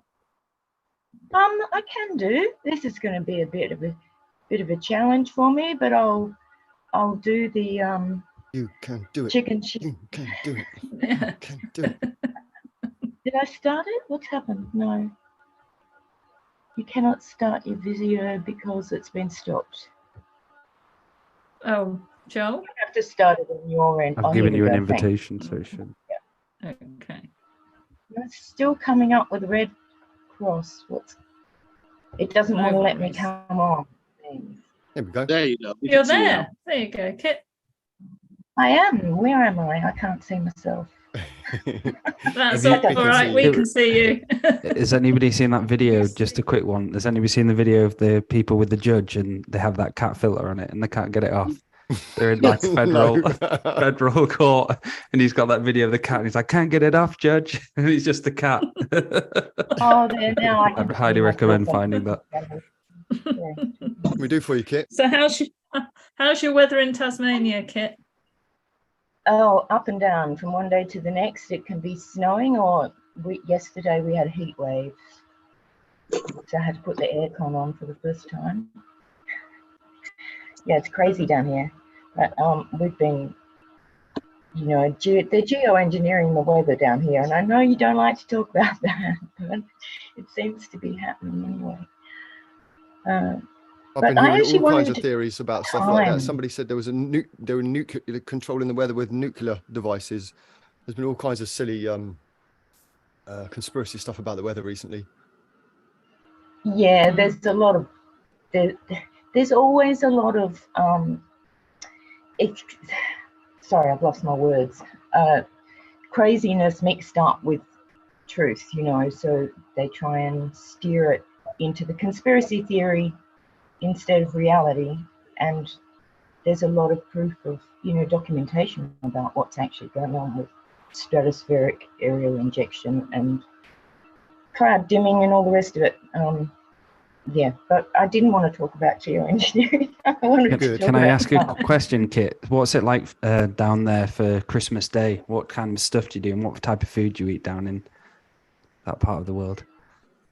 Well, there's a lot of people that still do traditional European Christmas, but Australians are pretty much moved because it's usually hot and, you know, beach weather, and so we do prawns on the barbie.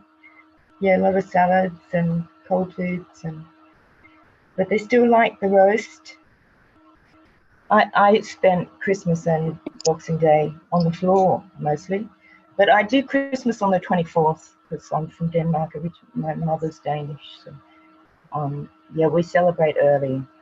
And then I was wiped out and did my back in and spent Christmas lying on the floor doing the hermit.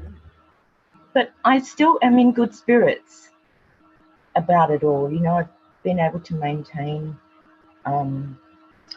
just being in the flow and the zone of where my body's at the time. So that was what I wanted to talk about, was time, because since I've retired, I have a totally different relationship with time. And it seems that, you know, it can drag, my day can, I don't know, time, it expands and contracts, and things can be just going slowly, and yet the years have suddenly over. You know, here we are in 23. You're not a spring chicken anymore. No, You're I'm you're a summer hen, and summer hens don't see the same way as spring chickens. Spring chickens are full of Exactly. hormones and do. Okay. So Yeah, I you have spent to a lot of plot my and plan time different. there. You have to plot and plan differently. I've learned to slow down. These last 3 years have just shifted me into that, because I've had some physical issues, not being able to walk, but that coincided with COVID. So everything has put me in a place to slow down, focus on myself, just be in the zone, go with the flow, always have a backup plan. Why can't you walk? No expectations about how things are going to be. Very accepting of everything. I feel more centered and grounded now than I certainly did 10 years ago when we were going in 2012. So why do you have problem walking? Oh, I developed a twisted hip, and that meant my leg wasn't sitting properly. And so I struggled with that. But I've been getting treatment. I've been working. I've spent the last 3 years working on myself. It cost me a lot of money. It took a long time to find a really good practitioner who could help me with what was going on, because it's actually physical, structural. It's not organs. It's, my skeletal structure. So I felt a long time like I had a metal rod in my leg. Yeah, that's gone now, but I'm still struggling with walking. But it was like a deconstruction, or being reconstructed from inside out. Mm-hmm. Yeah. It's been challenging, but yeah, in a good way. Do you have a chiropractor that works on you? What do you have, somebody who Yeah, works on I finally found a good chiropractor last year. The first chiropractor I went to actually made it worse. Yeah. But I since have found an excellent chiropractor, an excellent body worker, and I've been improving since then. But the first year and a half was very slow. I had a few setbacks, a bad fall, a couple of things happened, whatever. So people that I'm still here. I'm still going. I'm still doing my daily practice. People that have twisted hip like you, oftentimes when you were really young, you were an over leg crosser. Like whenever you'd sit, you'd cross your legs in a particular way that caused a body malformation in the muscles and in the bones. And a way to fix that is there's these special pillows you can buy that lock your feet straight and elevate your feet in such a way. It's a pillow for people who've just had major hip replacements. And I highly recommend that they are a little expensive. They're around $100, but it will absolutely change your daily life when your body gets locked in the exact right position to fall asleep. Because when you fall asleep, you go into the negative position without realizing it. Yeah, I've been thinking about buying a new mattress too. And not the mattress. It's an actual pillow that helps isolate you into the right sleeping position. Right. So it's a hip replacement I've heard of pillow. The knee pillow. There's a pillow that you can put between your knees. Yes. It just doesn't stay in place. I move around. Yeah. Well, the thing is, it actually velcros to your body, so it stops you from rapidly turning over, which is what causes the issue. Yeah. Okay. Oh, well, I'll investigate that. Thanks. Yeah. Yeah, just go onto Amazon or something like that and look for hip replacement pillows, and you'll figure out like, oh, that's how it fits in there. That's how it keeps your body isolated into the right position. Yeah. Cool. So you said before you had something that you wanted to bring up? No, I was just talking about time and how it seems to be compressed, but expands in the same moment. I don't know. It's been weird. Sometimes I feel like we've gone into mirror world. We're not in this year. Then we've gone into individually. You are experiencing that, but everyone else is also. It's a matter of what levels do they recognize it. And when you have those moments where time is elongated, what are you going to do with it? That's ultimately the question. What are you going to do with it? Yeah, well, that's what positive thing can you do? As a hermit. Okay, you got to give away your hermit's card. Okay, you can't be a hermit no more. You're a high functioning hermit. Okay. A new breed. A new breed. Yeah, exactly. I can just go back to my cave when I need to, you know. But I'm about 3 hours is about my limit in out in the with other people. All right, Kit, thanks a lot for calling in. We got to get to some other Yeah, no callers worries. before we I'm unsell. happy to you all. I'm really loving the new platform, I have to say. Thank The you. new show. You guys are awesome together. And it's yeah, anyway, that's all I say. Thank you. Kit. Thank you so much, darling. Kit.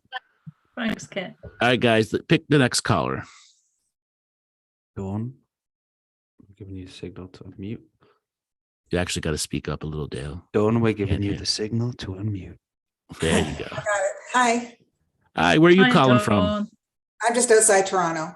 Welcome Like- to the show. What do you think of so far? Oh, I love it. It's great. I was one of your first callers back in 2021. We did a timeline adjustment. I'll start my Oh. video.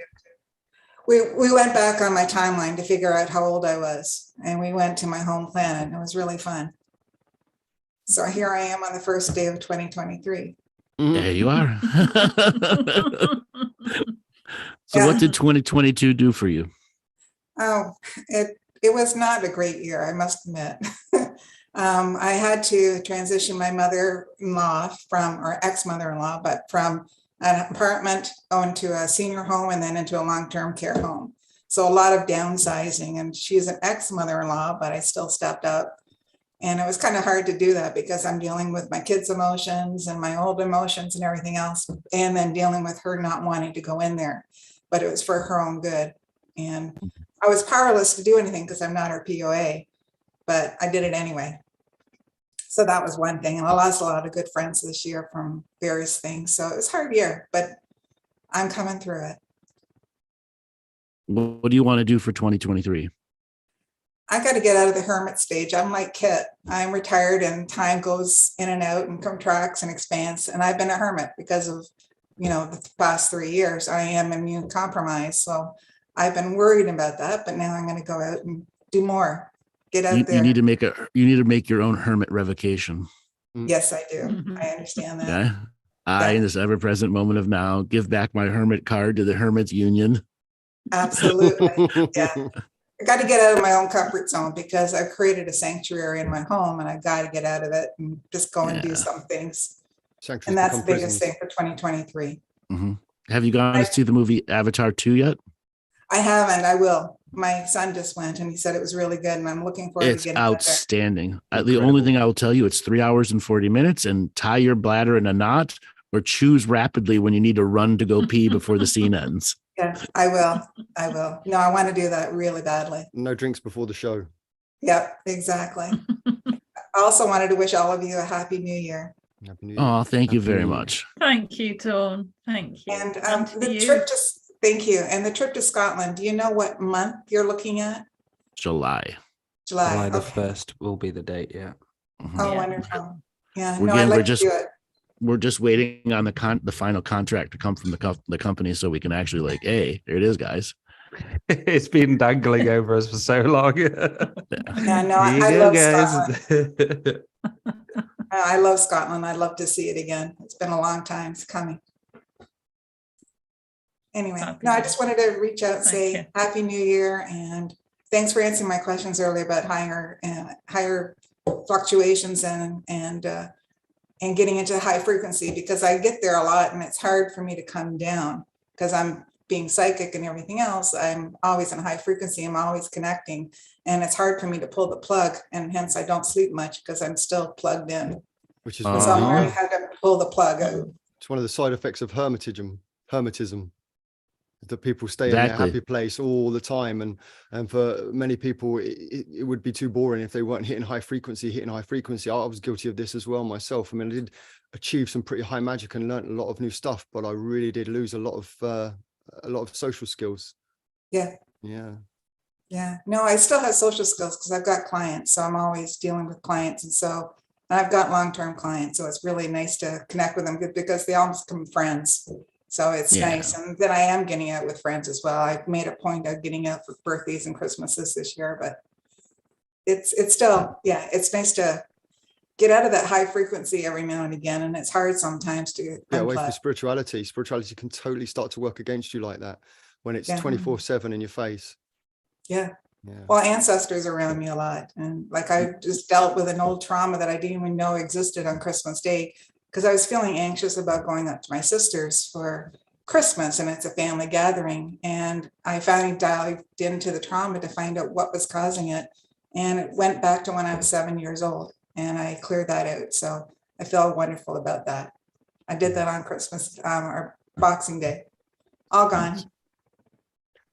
Well, Dawn, thanks for calling in, wishing us a happy new year. And you are a caller on 2021. We're gonna make this a habit. 2023, 2024. You're gonna call in January 1st.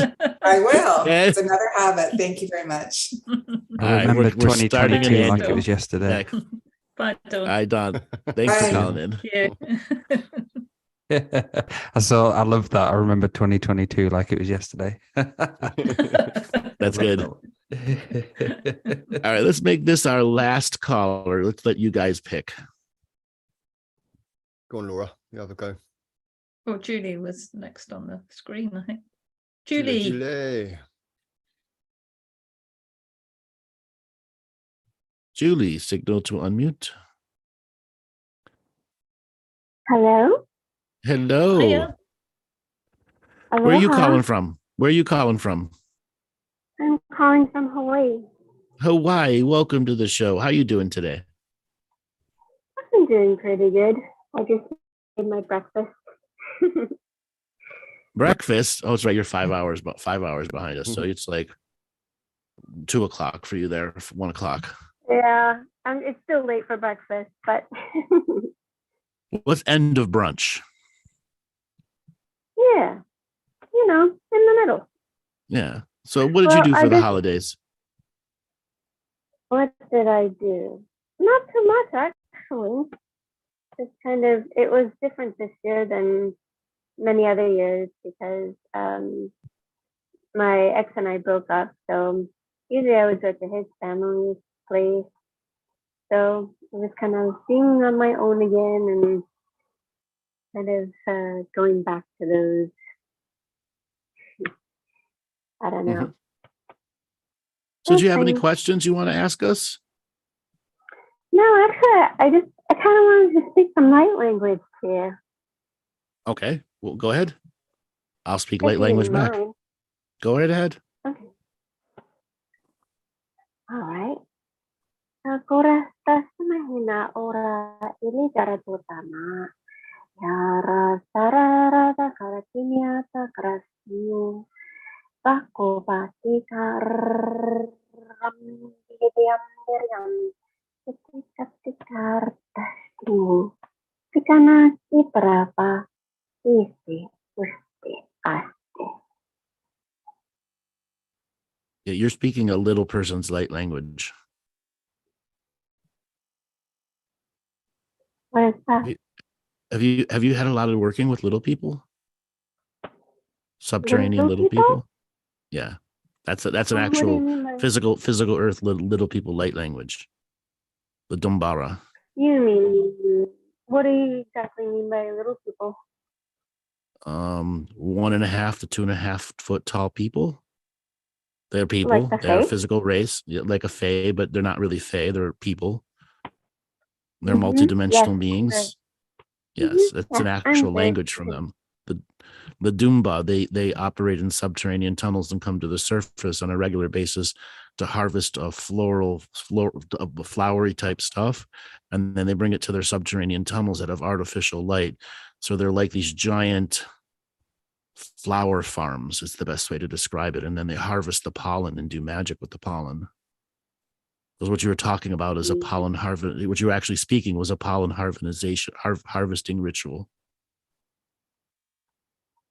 That's interesting. I remember because I had spoken to you some years back with light language as well, and I remember you saying it was part of the dragon riders as well. Mm-hmm. This is a different light language, though. Your frequency is different now, also. Yeah. So I'll speak something back to you in the Dumba language. Risno jinda, olerdidensindi, shorondas dashtundi, ni jununda, rusty, yaslon, shinikong dingdang, which is the baseline to the harvesting of the pollen and what's done, the magic that's done on the pollen afterwards, and then how it's inhaled into the body as a changing of light, because pollen is the storing of light from the flowers. Okora stara siga karpa setara siga ke kar Mukutas ke erke rutu tutu maya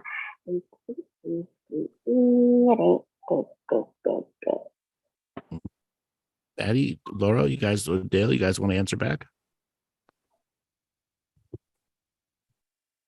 Ele betel, pukulila mateket, kantakali te betel element, koloko huntakali element, koloko toko hunko, opotoko humpoto huntehe, tehel mallehe, moholo hullehe.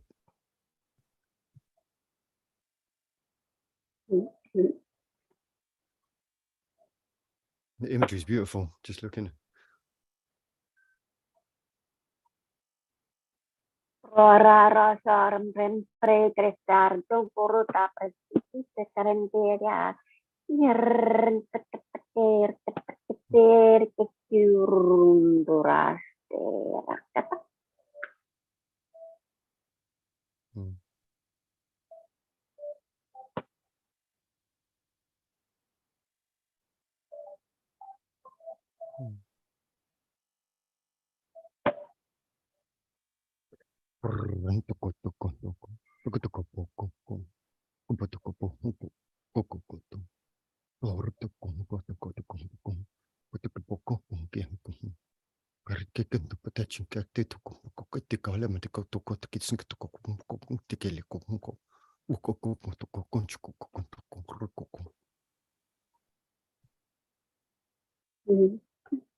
Thank you. I guess there was one other thing I just wanted to mention that had just kept popping up. Sorry, I just shifting some light language to this, but it feels like, I don't know, I kept thinking 2023, like it just feels like it's in the past. Like it feels like a past year, like I've already lived it. You did. But you just don't remember it. Yeah. So with that Really? knowledge, what can you do?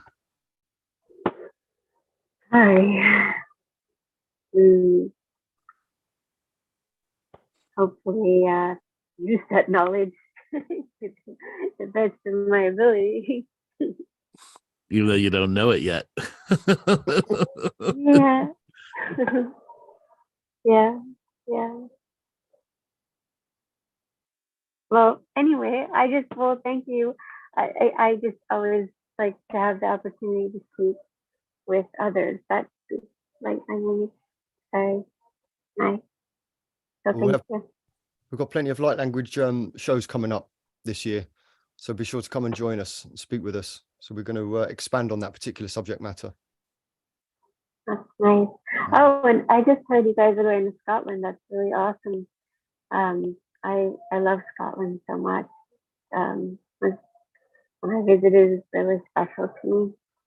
In fact, I posted on my Facebook for New Year's. It was Hogmanay, happy Hogmanay, and I played a video of the pipers playing, and someone had posted a quote that said, "You put a piper in the." I forget the quote now, but something about like you put a piper to lead in the bow. You know, you can lead in the bowels of hell. You know, because of the pipe. You do hear the pipes quite a lot in the UK, actually. Even in England, quite often we'll have people on the weekends on the streets playing the bagpipes. It's the most incredible sound. You can hear it from so far away, and it just the droning, and it has such a unique frequency. It kind of Yeah. gets you right in the pride button. It's just like it brings the spirit. It feels like having this flowing through you. All right, guys. Julie, Thank thanks a you. lot for calling in. We're going to call it an end to the show. Thank you for sharing your light language, and keep on light languaging. Definitely. Thank you so much. You're welcome. Thanks. All right. Thanks, Julie. All right, let's call it end to the Bye. show. We shall be back on Thursday, the 7th, I believe. Yes, we will be back Thursday, the 7th at 2 p.m. Eastern Standard Time for another crazy adventure wacky show. And since we've pre-planned some shows, and considering I didn't change it yet, I believe I believe our first show is going to be about what, Laura? Light language. Light language. Colonics. Light language colonic show. for the new year. It's your New Year colonic. There you go. All right, If guys. anybody, Go ahead. if anybody wants a revocation of spiritual censorship, do you think I can safely put it on the Facebook page, Andrew? Yes, put it on the Facebook page. We can also put it into the show description here. Just give it to Joel afterwards. Yeah, I'll put it on Two Feathers Medicine. Okay, thanks, And if guys. anybody would like any psychic surgery sessions with my many hands, I've got a discount in January as well. I'm going to put up in the next few days. Buy one hand, get one hand free. Yeah, pretty much. Get 3 free. It'll be extra time given as well in the session. So, And you can book private sessions with myself and Laura at twofeathersmedicine.com. Just click on either one of us. And you can go to my website, andrewbartzis.com, and also sign up for new sessions and all of the different things that we've got coming up. All right, Joel, take us away. All right. And just a quick heads up, that's Thursday the 5th. Thursday the 5th.